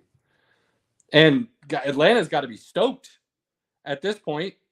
They've got 2 quarterbacks where they could have had none if they had traded for Deshaun Watson. And we all know sometimes if you have 2 quarterbacks, you have none. So, I mean. Well, that's not their case, I don't believe. I think that's just a saying that somebody made up. I got where you went going, Pinky. No, well, that's from back in like the 70s. That's an old when there was That's a an lot old of football terrible saying. quarterbacks in the league. A lot of terrible quarterbacks. Absolutely. There were a lot of terrible starting quarterbacks in the 70s. So that was made by somebody who just didn't have any quarterbacks, and they were trying to make No, themselves. that came out from the Clayton or Craig Morton, Roger Staubach QB battles in the 70s. When they were having them actually interchange play like series in the game back on the Tom Landry Cowboys. Yeah, well, that's where that saying came from. If you have two QBs, Right. you have none. Right. Well, that's because he was never letting a QB play. That's a problem. But anyways, Cleveland made a terrible mistake. They're going to eat it for another couple of years before they can even move on. And by that time, the talent they have on this roster, that defense and, Njoku, Amari, their run game and that offensive line is Super Bowl caliber, plain and simple. But I don't think they're going to get the play from their quarterback that's going to put them in position to do that, to be perfectly honest with you. And I think that's why I'm out on Cleveland this year. I'm really liking I think Joel Klatt is getting credited with the term, and it might be some other guy. But does he pass the confetti test? Is like a saying that's going around. And I want to say it's Joel Klatt that says it. I do not see Deshaun Watson having confetti fall down on him. Not anymore. No way. So it's one of those things like, is he good enough to win you games? Maybe. Is he good enough to carry your team? Not at all. I don't know if he's in the Kirk Cousins realm at this point. He's not. He's not. He's, in all honesty, Pinky, I'd put him below your Andy Dalton line at this point right now. Because Andy Dalton could at least carry a team to the playoffs and play pretty good. I don't see Deshaun Watson even having that potential at this point. Now, could I be completely proven wrong and Deshaun Watson of old shows up? Yeah, that is still a possibility. Well, I think this season tells you whether or not that will ever come back. Well, the only way that the Cleveland Browns are making the playoffs this season is if Nick Chubb is healthy. And I don't know if he's going to be healthy till midseason. I disagree with that. I think Ford and that offensive line and some of the other backs they brought in are capable. They brought in some sneaky guys like Naheem Hines, and they brought in another guy. I had it on my list. Donta Foreman. Deontay Foreman. Yeah. Deontay Foreman, yeah. And their draft was all right. They had two guys in their draft that I really liked. The Michael Hall from Ohio State and Zach Zinter from Michigan. Yeah, two great picks. And again, trenches guys, which is what you need. So I'm not worried about their running game at all, to be honest with you. But Deshaun Watson has to play better. Hold on, though. I think those guys can absolutely get the job done, but it's a whole lot different than when you have Nick Chubb out there. Nick Chubb is arguably the best running back in the league when he's on the field. So, yes, you're going to get a drop-off. I agree with you there. We know how I feel about Mr. Chubb. But I think Ford is very capable. Like a fantasy darling capable if he gets a good run going. So don't undermine what they potentially still have there as, patchwork, if you will. I think they've still got some weapons potentially. Not as good as Chubb. Robert, but... do you got any Browns takes, Robert? None. He's like, nothing. I got nothing on the Browns. Nothing on the Browns. I will say, Robert, in the next, I want to say after Pinky Jr. turns 21, I want to go to, the football game that we go to will be a Browns game. Cool. Because I'll take him out there. We'll do that. We'll do the Hall of Fame while we're out there. And we'll do the Rock and Roll Hall of Fame as well. It'll be an awesome weekend, but I want him to be 21 when we take him. Does Junior ever see his team win a Super Bowl? Oh, that's a big, heavy question. You're also talking to a Lions person, so I don't even know if I'll ever see a Super Bowl, Caleb. He's only 19, so the odds would say yes, but Then you have a guy like Andy where he waits most of his life. The better question, Caleb. Does he see a Browns Super Bowl while I'm still alive? That's the question. Man, yeah, that's I went morbid real quick. oh boy. We sell life insurance, Robert, so you know. I'm not trying to talk about death on. We get it. We talk about death all day. It doesn't even affect me at this point. No, it doesn't. I'm just like, oh hey. I actually had unfortunately a colleague of mine did pass away recently. A couple colleagues of mine have passed away in the last like 8 months. It made me think, what do I want? It's gonna be awesome, guys. I'm gonna make a playlist. We're gonna play my songs, and I'm gonna have like a couple different bottles of shooters. Pick which shot you want. Whatever comes up, takes a shot, hopefully says something nice about me. Say whatever you want, but you take a shot, you say something, and then we're good. Caleb's like, I got a list. I'm going to need a lot more than one shot. I'll put it down. I've got receipts. My parents showed me their headstone that they recently purchased and plotted out in the cemetery, and asked me if my wife and I need some grave sites for our family. So I'm like, well, hadn't thought about that one yet. And they're like, well, there's not a lot of spots out here. There's kind of finite space where this cemetery exists out in the middle of nowhere, Nebraska, out by the farm. So I'm like, yeah, I guess I'll give it some thought. Dude, you're gonna have to they're gonna have to pay for their bodies to go from like Arizona to Nebraska. Oh yeah, man, that's not cheap, bro. Getting buried with the fam. Burial or cremation? Well, they'll be cremated. Okay. So it changes things a little bit. And then brought to the Yeah. That was part of the conversation. You do regular, it's one body per plot. You do cremation, you can do 4. And look, guys, this is not a BOGO deal, Caleb. I was like, oh, that's how it works. All right, that's how many spots we have available. Okay, all right, we're good. Oh man. But I don't even know where we're going with that. All right. Oh yeah, Caleb. As long as Jimmy Haslam owns that team, they will not win a Super Bowl. Well, he will eventually not own the team in his lifetime. Is that enough to change the Browns' fortune? I think it would help. I think new ownership would definitely help. Yeah. Cheers, my guy. Yes, it would help. Since he took over the Browns, I don't think he's Daniel Schneider level, but he's not too far below that.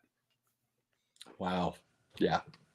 Ooh, 20 seconds. What are you gonna do? Yeah. So, in conclusion, Baltimore, Cincy, with Cincy having an opportunity to possibly knock him out of the top spot, but Baltimore, Cincy, Pittsburgh, and we think Pittsburgh is definitely competing for one of those playoff spots.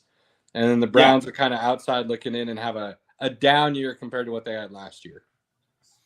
Yeah, I don't see how Deshaun Watson gets better. And I think that's what you need for them to take that next step. But I just don't see that happening, especially in that division.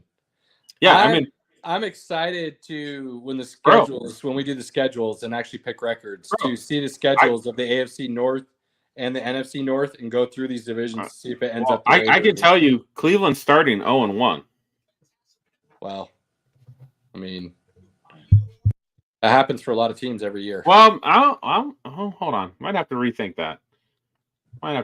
Dallas does struggle against physical teams, and Cleveland is a physical team. That is one thing about them. They are physical. Can Deshaun Watson handle being pressured all game? Cleveland's O-line's pretty good. Like, they're not going to just let Micah wreck house all game. I didn't say he's going to be sacked. I said, can he handle being pressured all game? Because he will be pressured all game. I don't know, man. I'm excited for that. That's Brady's first game. I will definitely be watching that one. Now, if Cleveland is smart and they just run the ball down Dallas's throat. Yeah, Dallas can't defend the run at all. They'll be fine. I don't know if Stefanski is that intelligent. I'm still on the fence with him. 2-time coach of the year? Yeah, it just seems like that team is up and down a lot. It is. They're not Funny. consistent. It is kind of funny that Kevin Stefanski won Coach of the Year last year, and immediately the week after, or just the following week, D'Amico Ryans just demolishes them. Yeah, Flacco played real bad. Real bad. So Real bad. We'll see. But I am excited to do these records for these two conference Norths, and see if it really will turn out the way we're kind of. I think that's going to be tough. I think that one's going to be really tough. So I think where are we going next week? Are we? Well, we've done NFC and AFC East, AFC and NFC North. So we haven't done the South yet. Nope, we got the South and the West. Okay. All right, Robert. It's come, bro. We're going to talk about football. And you're up, my man. Educate me. Well, actually, first, you actually did get to watch a portion of a Euro game. So let's start off with that. How did you feel about actually watching it and kind of get a feel for how it's played? Look, as long as I've got food and a beer in my hand and good people that are like excited about the game and like actually talk about it, I like that. Like, to me, like, the fan experience is everything. True. I can't sit and watch a soccer game and know what's going on. So if I have two people next to me that do know what's going on and can commentate a little bit for me to make me feel like, oh, okay, now I know. All right. That just like makes it more interesting to me. That's fair. So watching that game, it was Portugal and Serbia. No, Slovenia, and I think we only got to watch the first half, and then we had to go back to work. And the second half, I remember I was talking to Courtney, trying to tell her a story because it was Bobby Bonilla Day.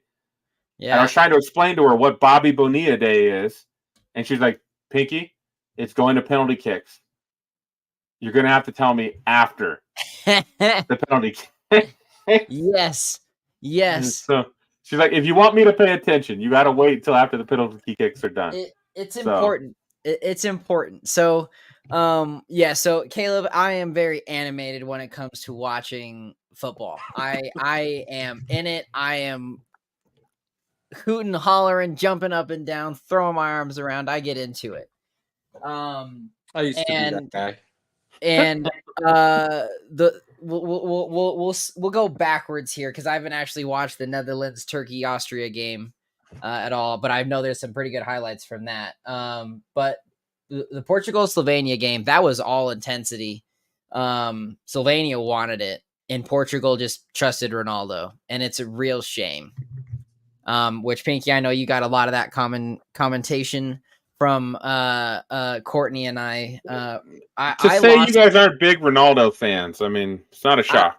I used to be, but I personally am not. I mean, I didn't agree with his Saudi move. I know why he did it, and I can respect it for the money, but overall, he is not.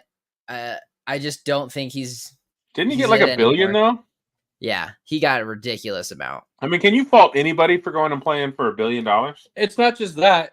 He would have kept playing in Europe if people would stop telling him he was going to be on the bench. And that's what was happening. No different than Portugal benching him in the last major tournament. Yeah. Not even asking him to be on the team for the last major tournament. I mean, so his class is obviously that of still being able to play at the highest level, and people are blackballing him. So the move to Saudi was multi-layered. But at the same point, Caleb, I don't know, did you watch the Portugal game? I did. They have other talent. Yeah, that's on the coach and the teammates so God knows what they were thinking. They had plenty of opportunities, and they obviously were pushing the pace on Slovenia. Slovenia just looked like they were playing with all heart and were managing to keep it close. So I didn't see a game where I was like, Portugal doesn't look good. I saw a game where I was like, Portugal's going to be lucky to walk out of this because they're obviously the more talented team. They're just not playing like it for whatever reason. They couldn't find the back of the net. Could not. Ronaldo's PK was the epitome of what that game was for Portugal. I mean, I think he that's the struck that. epitome of where He Ronaldo's struck at that in international so game. nice. That was going side net. He struck it with pace. That goalie just guessed right. And that's what you have to do at that level. And he guessed exactly right. Not low, not high, mid-level, jumped to my left, and he barely got his hands on it. So that was the game for Portugal in one little moment. So the fact that they then went and smoked Slovenia in the PKs, I think was kind of, the ball doesn't lie kind of thing. That's kind of what I felt like after those PKs went down. Like Portugal should have won that game. And if they didn't, it would have been a huge upset. I personally think Slovenia should have won it. I don't think Portugal looked good enough. And I personally think they're going to fail against France. Not like France is looking good. I mean, that was probably the most boring game I've watched this out of the two tournaments. That was the most uneventful, boring game to watch. Yeah, he was like, Pinky, did you watch? I was like, no. He's like, good. You didn't miss anything. Belgium's golden generation obviously failed miserably. No, the idea of Belgium's golden generation started and ended with Eden Hazard. I mean, because really in good. the last 10 years, Belgium they've gotten decent, they've gotten better, but they haven't shown any top quality class where they're going to be continuing to go out and show that they're dominant in this. And that's why they're still the third ranked team behind France and Argentina, which boggles my mind because when you've got France going up against Belgium, usually France is on point. And when I was listening to the matches, the commentator saying this was their 76th matchup overall, which is quite a lot if you want to put it in to FIFA numbers. For international friendlies and things like that. It's pretty insane. And they just like they didn't even need to be there, both teams. It honestly was terrible. And I think if France will have the upper edge because they've got the more of the team play down, and if Portugal is going to solely rely on Ronaldo like they did against Slovenia, Portugal's done. I don't see them lasting much longer. I don't see them getting out of the quarterfinal. Portugal is going to be done here. Yeah, I like Portugal over France. France has looked, at least Portugal has shown flashes of brilliance. Where I've watched what I've seen of France this tournament has left me. France is favored. By the way, I want you to know. Yeah, I know they are. But from what they've left me. Very much wanting always. They just haven't looked good, and they've looked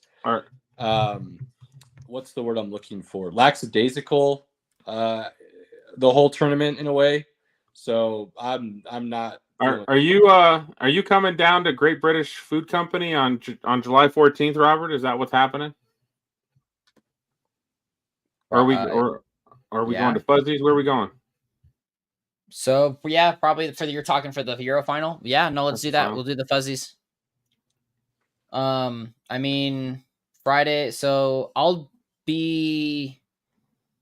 gotta figure out what I'm doing on Tuesday because I'm gonna do something for that semifinal at 1. But yeah, Sunday of the 14th. Let's figure out the Brit because that'll be a good place to go. That was a cool little soccer area. So for sure, which I'm hoping Germany can beat Spain. Let's go, Deutschland! Let's go. Which did you see the goal that Georgia made, Caleb, on Saturday or on Sunday? No, I missed it. Georgia opened Spain up in the first 18 minutes. Yeah, I saw that. It was incredible. And then Spain had a real hard time coming back from it. And then in the second half, they were able to just find the net consistently, but they took a while. So I don't know how Spain's going to hold up against Germany because they've been holding pretty strong. That's what that Spain style of football does when it's all possession. And if they're able to get that going, it puts the other team at a giant disadvantage because you're constantly chasing. Now, Germany is one of the best defensive teams that there is, and also one of the most fundamentally sound teams that there is. That's just kind of what Germany is known for. So they'll be able to stay composed if Spain's able to put that pressure on them. So I think this is kind of a toss-up. I think Germany's been the most consistent, maybe not spectacular by any means, but they definitely look like the class right now in this tournament. So it would surprise me very much if Spain beat them. Which, I mean, I'm also excited for this because this is the next generation Euro final from 2008 when Spain was crowned. So I'm excited to see how this will play out. Spain has some crazy young talent that over the next couple of they're going to be cycles is going to be crazy fun to watch. So they'll be top tier again. Yeah. If they don't do something scary in the World Cup in 2 years, they'll win it in the year after or the next cup after that. That would not be a stretch to say by any means. I think England and the way they decided to sneak through was insane. The fact that they were able to finally find the back of the net was crazy. That Bellingham goal was sick. I thought England was going to be England, and then that bicycle kick happened, and I'm like, Dude, what? That Bellingham goal was sick. To put that in the back of the net the way he did in that moment was top tier.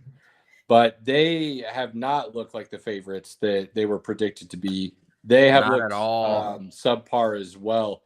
And that it's crazy to say, but this tournament as a whole has just been lackluster. There has not been it has not felt like the Been same more exciting than the level Copa. of yeah, I mean there just hasn't felt like the same level of intensity that you normally see in these Euros. So I don't know if that'll change come these semis coming up, quarters and things of that nature, but we'll see how. I mean, the big dogs are going to start playing each other, and that's going to be what it is. So we hopefully will get some quality here over the next week. Yep.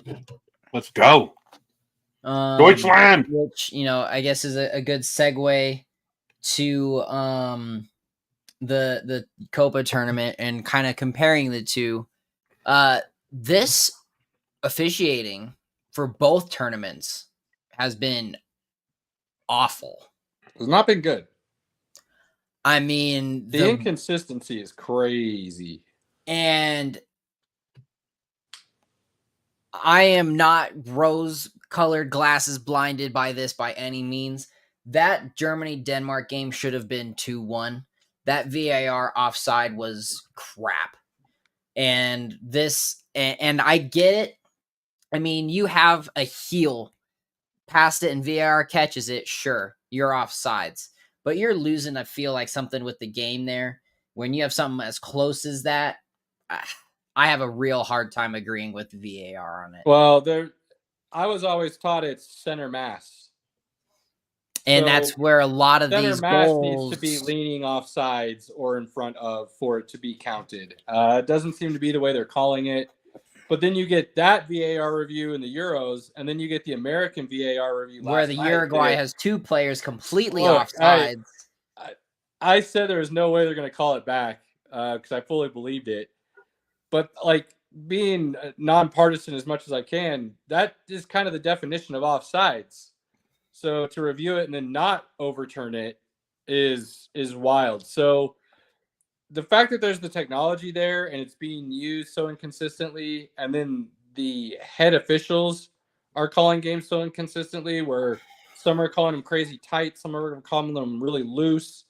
And some are not even playing advantages half the time. Yeah, it's insane. It is it's hard to watch at times for sure, because that inconsistency kills a game. It kills players' momentum. It kills what they're trying to accomplish because you don't know where you stand. It's a bad look.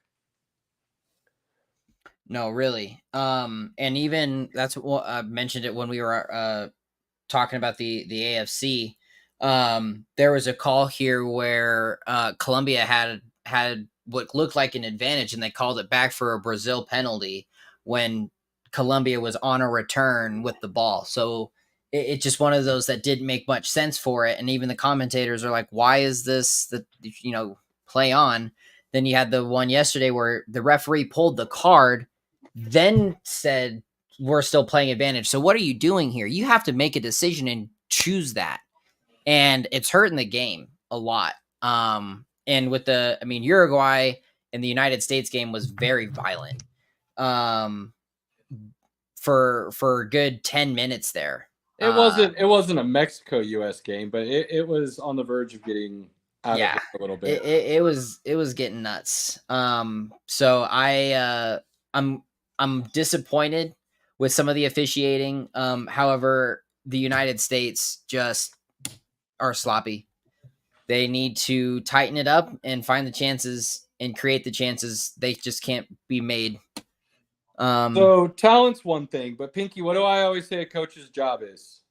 Develop and put that talent in the best position to succeed. Your job as a coach is to put your talent in positions to succeed based on what their talent is. I don't see that from Burkhalter. Don't see it. You go back and look at what the U.S. was doing under Jesse Marsh and the way they were playing, and then you go look at the way Canada's playing right now. Oh, wait, didn't Canada just get into the knockout? Canada advanced. Canada advanced. So you cannot tell me a coach that guys want to play for, that they believe in the scheme and the quality and everything that goes with it. You cannot tell me and make me believe that doesn't have a huge impact. So for people saying that the U.S. talent is just not on that level, I don't think they've been watching. I don't think they understand what's truly there and how much black cloud is hanging over that team right now, because that's what it looks like on the field. They don't look like they want to be out there playing. Pulisic certainly doesn't. No, it's bad. It's bad. So while the players have a lot of blame, don't get me wrong, if they're playing for somebody that they don't want to be around, it's never going to look good, period. So the U.S. Soccer Federation has a huge opportunity here that they will not take advantage of if I was a betting man. And Berhalter will continue to be the head man going into the World Cup cycle. And all the hope I had of the potential and what this team could kind of dark horse and underdog do is out the window at this point in time, as long as he's the coach. Now, all that being said, I don't think anybody's on the level of Argentina in that tournament, and it's theirs to lose without a doubt. Completely agree. And honestly, I think if Messi wins this with Argentina again, he retires completely from international. Ooh, I think he's still thinking about a World Cup run in America. I don't know. He's living in Miami now. I think he's going to stay just enough to make one last run with Argentina potentially and repeat. How many people have repeated as World Cup champions? There's only like 3 or 4 teams, I think. Let's see. I know Brazil's done it. I feel like Italy did it once. I might be wrong on that, but I feel like Italy did it once.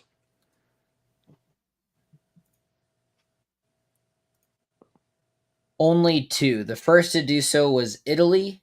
Okay. And then Brazil became the second. Yep.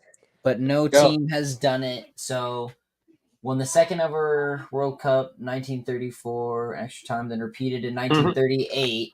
Then Brazil did it in 58 and 62. There has not been anyone to do it since 1962. How you like that stat poll, Pinky? How you like that? That's pretty crazy. So I think that poll and the fact that it's in America, Robert, is enough to keep Messi around for one last go. We'll see.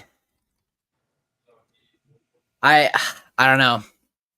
I hope he just ends on the win, but I could see where he does it. I mean, let's be honest. That Argentina team has enough young talent to definitely be one of the front runners come that tournament. And if Messi were to win 2 World Cups in a row with Argentina, I mean, is there a question about who the greatest soccer player ever is? No. I mean, Messi already is the greatest. We're not going to have to debate that, but... Whoa. I don't know, man. Messi's... You're throwing him right above Pele and Maradona just like that? I would. Whew. He didn't even think twice. No, he did not. He did not. Messi's has just been a step above, and even from Pele and everything like that, there's just some things that Messi can do with the ball, man. Pele and Maradona were no slouches. I'm not saying they were slouches. I just think Messi just has that little bit extra spice. Man, all right. Well, he wins the second World Cup back to back. There would be no questions in my mind. But Pele's got what, 3 with Brazil? Not to mention all the other records and everything else he's got. Maradona has 1, and arguably the most infamous soccer play in the history of the game with the hand of God. Yep. 1958, 1962, and 1970 were Pele. Yep. So yeah, can't quite put him above Pele just yet. I think if Pele played in today's time, And Maradona has 4 World Cup titles. Or no, he played in. Oh wait, that was not what I asked you. Yeah, no, he's got 1, I believe, maybe 2, but I thought it was just 1. Yeah, just 1 in '86. Yeah, and that's the hand of God. So there's reason to believe he doesn't even have 1. So if you want to put Messi above Maradona, I'm not going to be mad about that at all, because I probably would have him slightly above Maradona. But Pele, I don't know. Think about Pele playing in today's day and age, what he would be doing in La Liga or in the Premier League, and the stats and stuff he would be putting up, like Messi and Ronaldo have been able to do. That wasn't really an option per se back then, the way it is now. Although, as an interesting stat, though, as far as hardware is concerned, Messi does lead in both league titles and international trophies out of the 2 of them. Yes, but again, Pele wasn't playing in the same leagues in that sense that Pele was playing in. The year-round type of soccer that Messi's been playing and things of that nature. So there's some large differences. You know, Pele's whole career is almost based on what he did with Brazil and the national team, where Messi's whole career is almost built on what he did at Barcelona. So True. Some differences there. And, you know, there's some people that will say what Messi did at Barcelona outweighs what Pele did with Brazil due to the level of competition and things of that nature. So I'm not saying you're wrong. I'm just saying the quickness in which you went that route. I'll say you're wrong. Surprised me a little. Yeah. Could understand and appreciate that. So, but hey, that's what this is all about, is we get to debate about it. So That we do. Any more soccer news, sir? Well, with what just happened, for the first time, so out of the last 5 Euros, Brazil's won 4 of the tables. Copas. They just took second in their table to Colombia, which is a pretty big deal, because now Brazil is going to go against Uruguay, which is historically an interesting matchup. I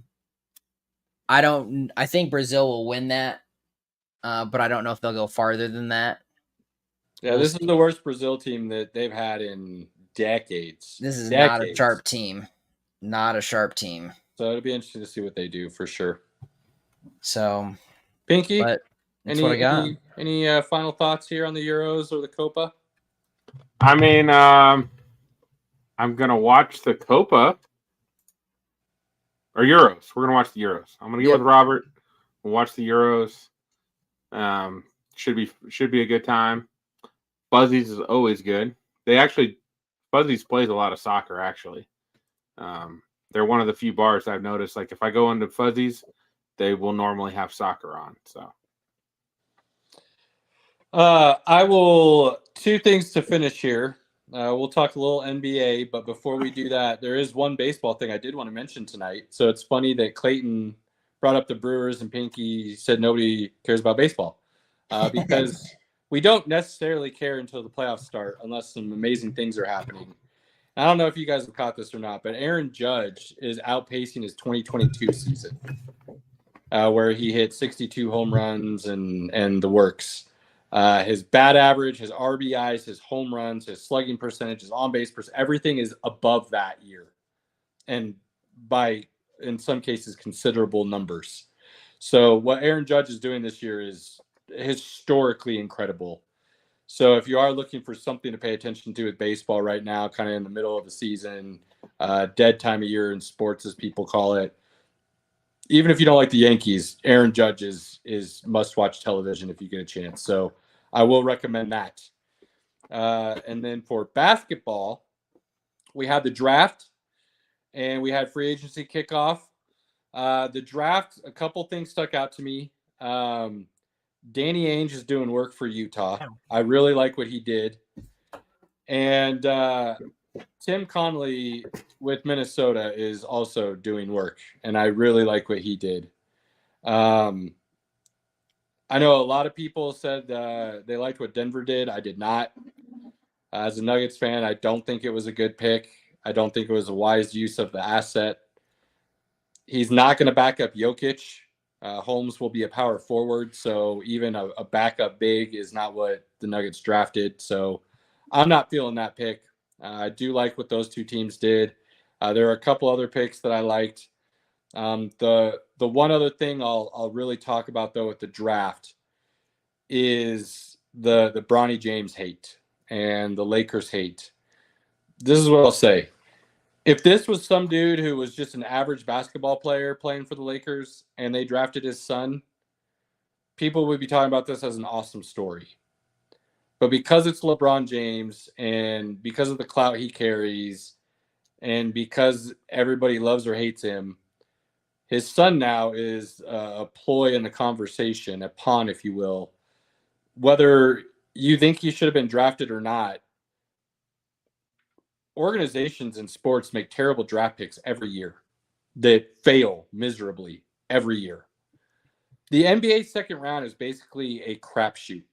And you roll the dice and you pick somebody based on really what you should be based on is there enough potential here to be a bench player for us? And if you feel like that potential is there, then draft the player, regardless of what somebody else says or what his stats were, or if he didn't play in college, or if he's some overseas guy that nobody's ever heard of. People are forgetting that Danny Green, does that name sound familiar to either one of you guys? Danny Green was the sixth man at North Carolina. The sixth man. Got drafted in the second round by the Spurs. Ended up having a very long NBA career as a 3-and-D wing. That's exactly what Bronny James can be. And that's exactly what the Lakers need to surround LeBron James with. So regardless if you think he only got drafted because he's LeBron's son, his skill set fits into what they're looking for. And as a second-round pick, number 55, you're not necessarily expecting that pick to turn into anything anyways. So why not also make a cool story out of it, let dad and son play together, and if there's anywhere that Bronny James is going to develop into an NBA talent, wouldn't it be playing with arguably the best player ever to play the game and his dad to teach him the way the game is played at that level? So I personally don't see anything wrong with the pick. In fact, and it's crazy to say about the Lakers with the way they've been doing things, but honestly, all I see with the Bronny James pick are positives. So I think it's wild that it's received as much hate as it has. Well, it's going to receive hate because it's nepotism at its highest level. That's the whole point. Like, if it's not his son, they don't pick him based on how shitty his numbers were, or the fact that he had a heart issue. Most teams didn't probably have him on his draft board just because he had a heart issue. He's not the biggest kid either. Like, when you look at, LeBron James, who's like an Adonis of gods, Bronny is nowhere near that. So I don't hate on it because I'm like, whatever. Like, he wants, they want him to play. LeBron wants to play with his son. If you had the opportunity to do that, who wouldn't want to do that? And again, it cost the Lakers nothing. The second round 55th pick, which is like third or fourth from the last pick of the round, who gives a shit? Yeah.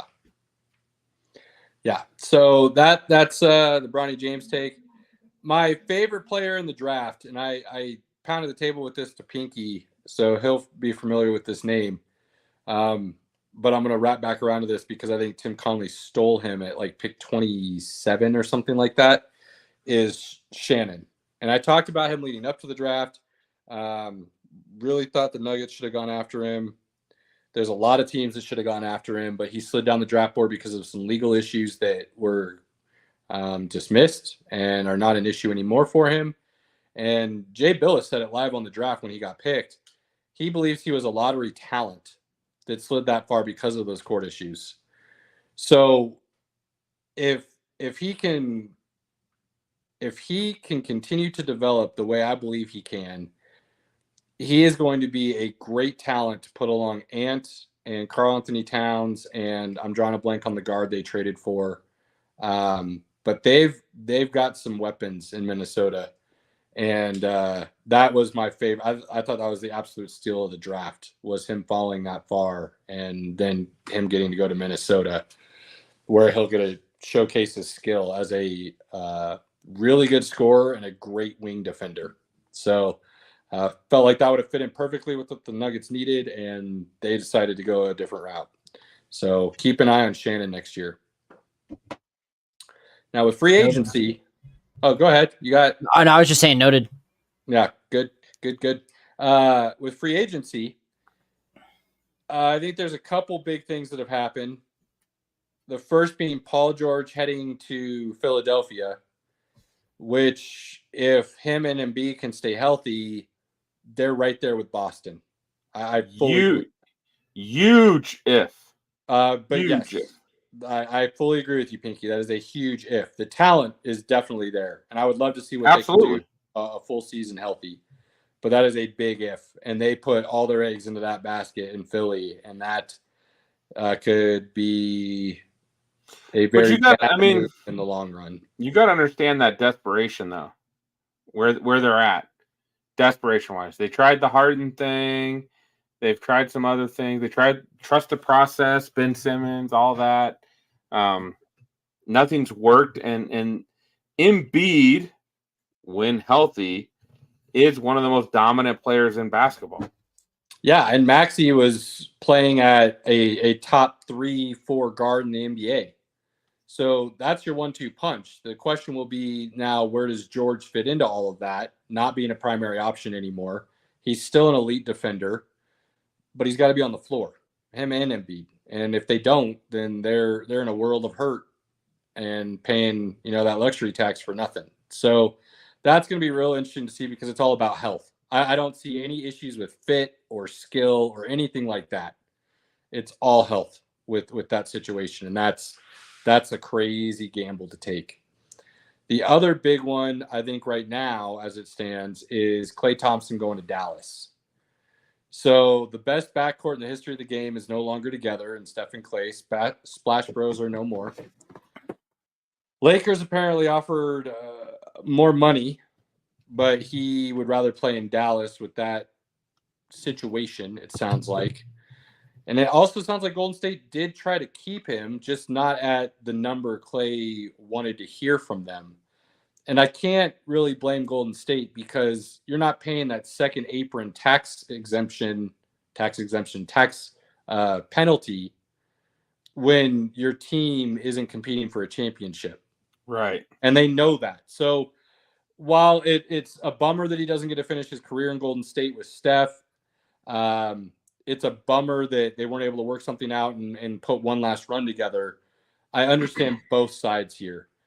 Now, I think Klay is one of the best shooting guards in the history of the game. I think he got snubbed by not being on the 75 list. I think if he hadn't gotten hurt and missed those 2.5 years, he would be talked about as one of the greatest ever. I think people are forgetting that not only is he one of the best shooters in the history of the game, top 3, but he was also an elite defender. And he played both sides of the court. And Klay is one of my favorite players ever. I love Klay Thompson. Prime Klay would be hard to leave off my all-time starting 5. That's how good I think he is. The problem, though, now is he goes to Dallas, where if they're expecting him to be the third option, he can easily do that. But what I've seen from him over the last year and a half or so is a much more inconsistent Klay Thompson. And when you've got that inconsistency, now you go to a team that has two ball-dominant guys. If you're having off nights, it's going to be really hard for you to get enough touches to find that rhythm again. And that's something that he would always be able to do in Golden State because of the way that offense played. Ball movement, team movement, get open looks, get guys off of screens, and that constant motion was a lot of that offense for him and Steph. He's not getting that down in Dallas. And as much as I love Klay, I think he has lost a step. So he's not an elite defender anymore. He is better than what they had in Dallas. So don't get me wrong there. He is an improvement on the defensive side, but he's not elite anymore. And he's not an elite scorer anymore. And so while on paper the fit looks like it could be really good because Klay's a catch and shoot guy and he can play defense, I think the deeper you look at it, the less likely I think it is to work. And I know I said the Luka and Kyrie thing couldn't work. And I ate some crow a little bit on that. But to an extent, I think the finals still kind of proved me right. Because when Luka went hardcore ball dominant, Kyrie was taken out of the game by a good defensive team in the Celtics. And he was never able to find a rhythm, ever. And they were able to tee up on Luka. I don't see Klay changing that a whole lot unless Luka changes the way he plays and Kyrie changes the way he plays to start moving the ball around more. And if that's not going to happen, I don't see this Klay fit being as nice in real life game situations as it looks on paper. It just, to me, it almost feels like desperation more than anything. Like, we need a third guy to score more points. But you're relying on a guy who's pretty much past his prime with the injuries and everything. He's not the player he once was. What are you really getting? The contract's not horrible. No. By any means, but it's still you're almost paying a guy for what he's done versus what he's going to do. Or what you hope he could be, and you're unsure if that's even possible anymore. So yeah, there's some big ifs there as well with that signing. Obviously, there's some other little signings here and there that I'm a big fan of, and I like the way some teams are building themselves up. I won't get into all that detail this evening, but the last thing I will say about the NBA, and it's kind of twofold and serious and hilarious, so stick with me here for just a moment, if you will. The Celtics signed everybody back. Derek White got paid. They've got Brown. They've got Brown locked up already. Porzingis is locked up. Drew Holiday is locked up, and then they went and paid Jason Tatum the largest contract in NBA history. So now they have the two largest contracts in NBA history in Brown and Tatum. They're two best players coming off a title, well deserved. But they are so far into the second apron now that what they're going to pay next year and the subsequent years to keep these guys together is going to be absurd.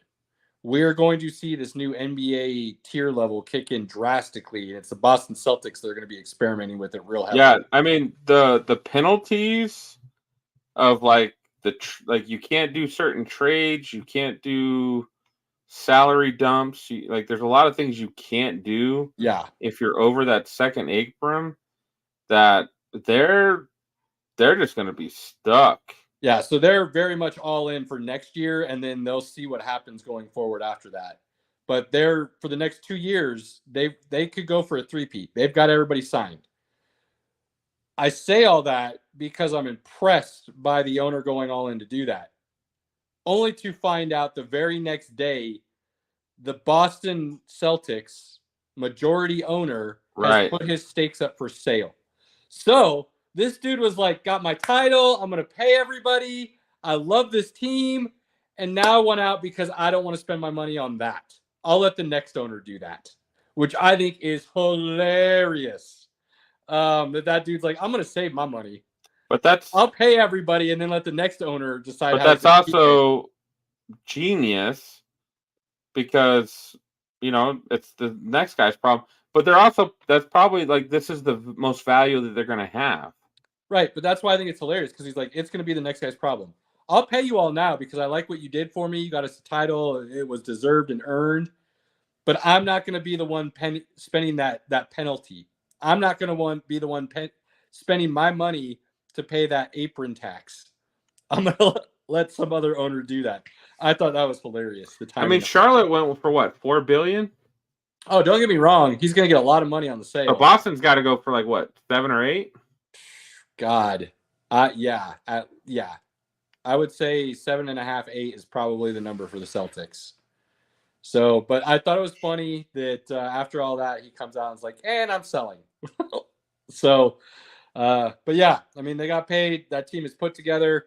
It's going to be really hard to fill out that bench over the next couple of years, but they're starting 5, 6 guys are locked up. So it's going to be interesting to see how they manage that moving forward.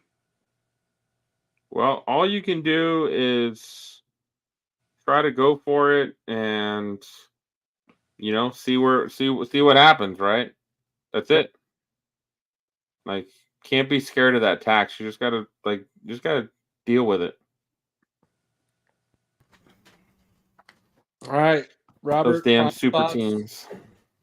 Soccer's going on, so I don't know what this dead sports summer crap is. Y'all keep saying it's alive and well. Sports is awesome, and the Olympics are coming up here very soon.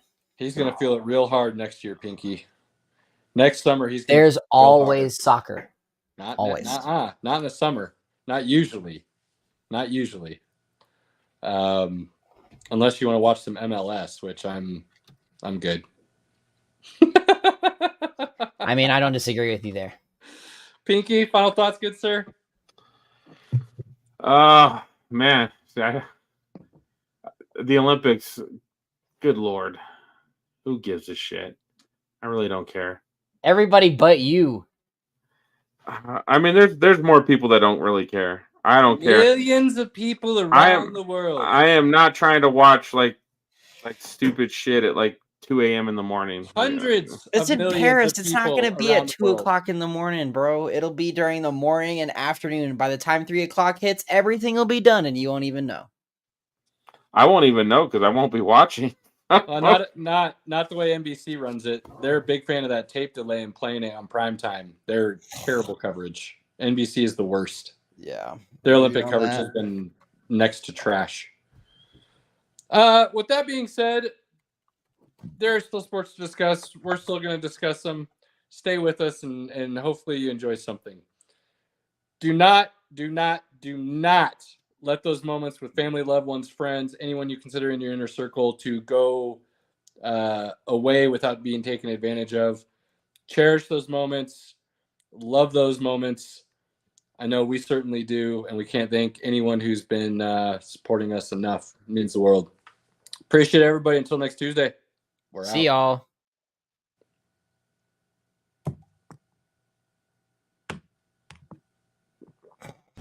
Fast lane when I pass in the street, bag of money in the passenger seat. Simcoe's been asking for me on the road from the west to the east. Way up, I might never come.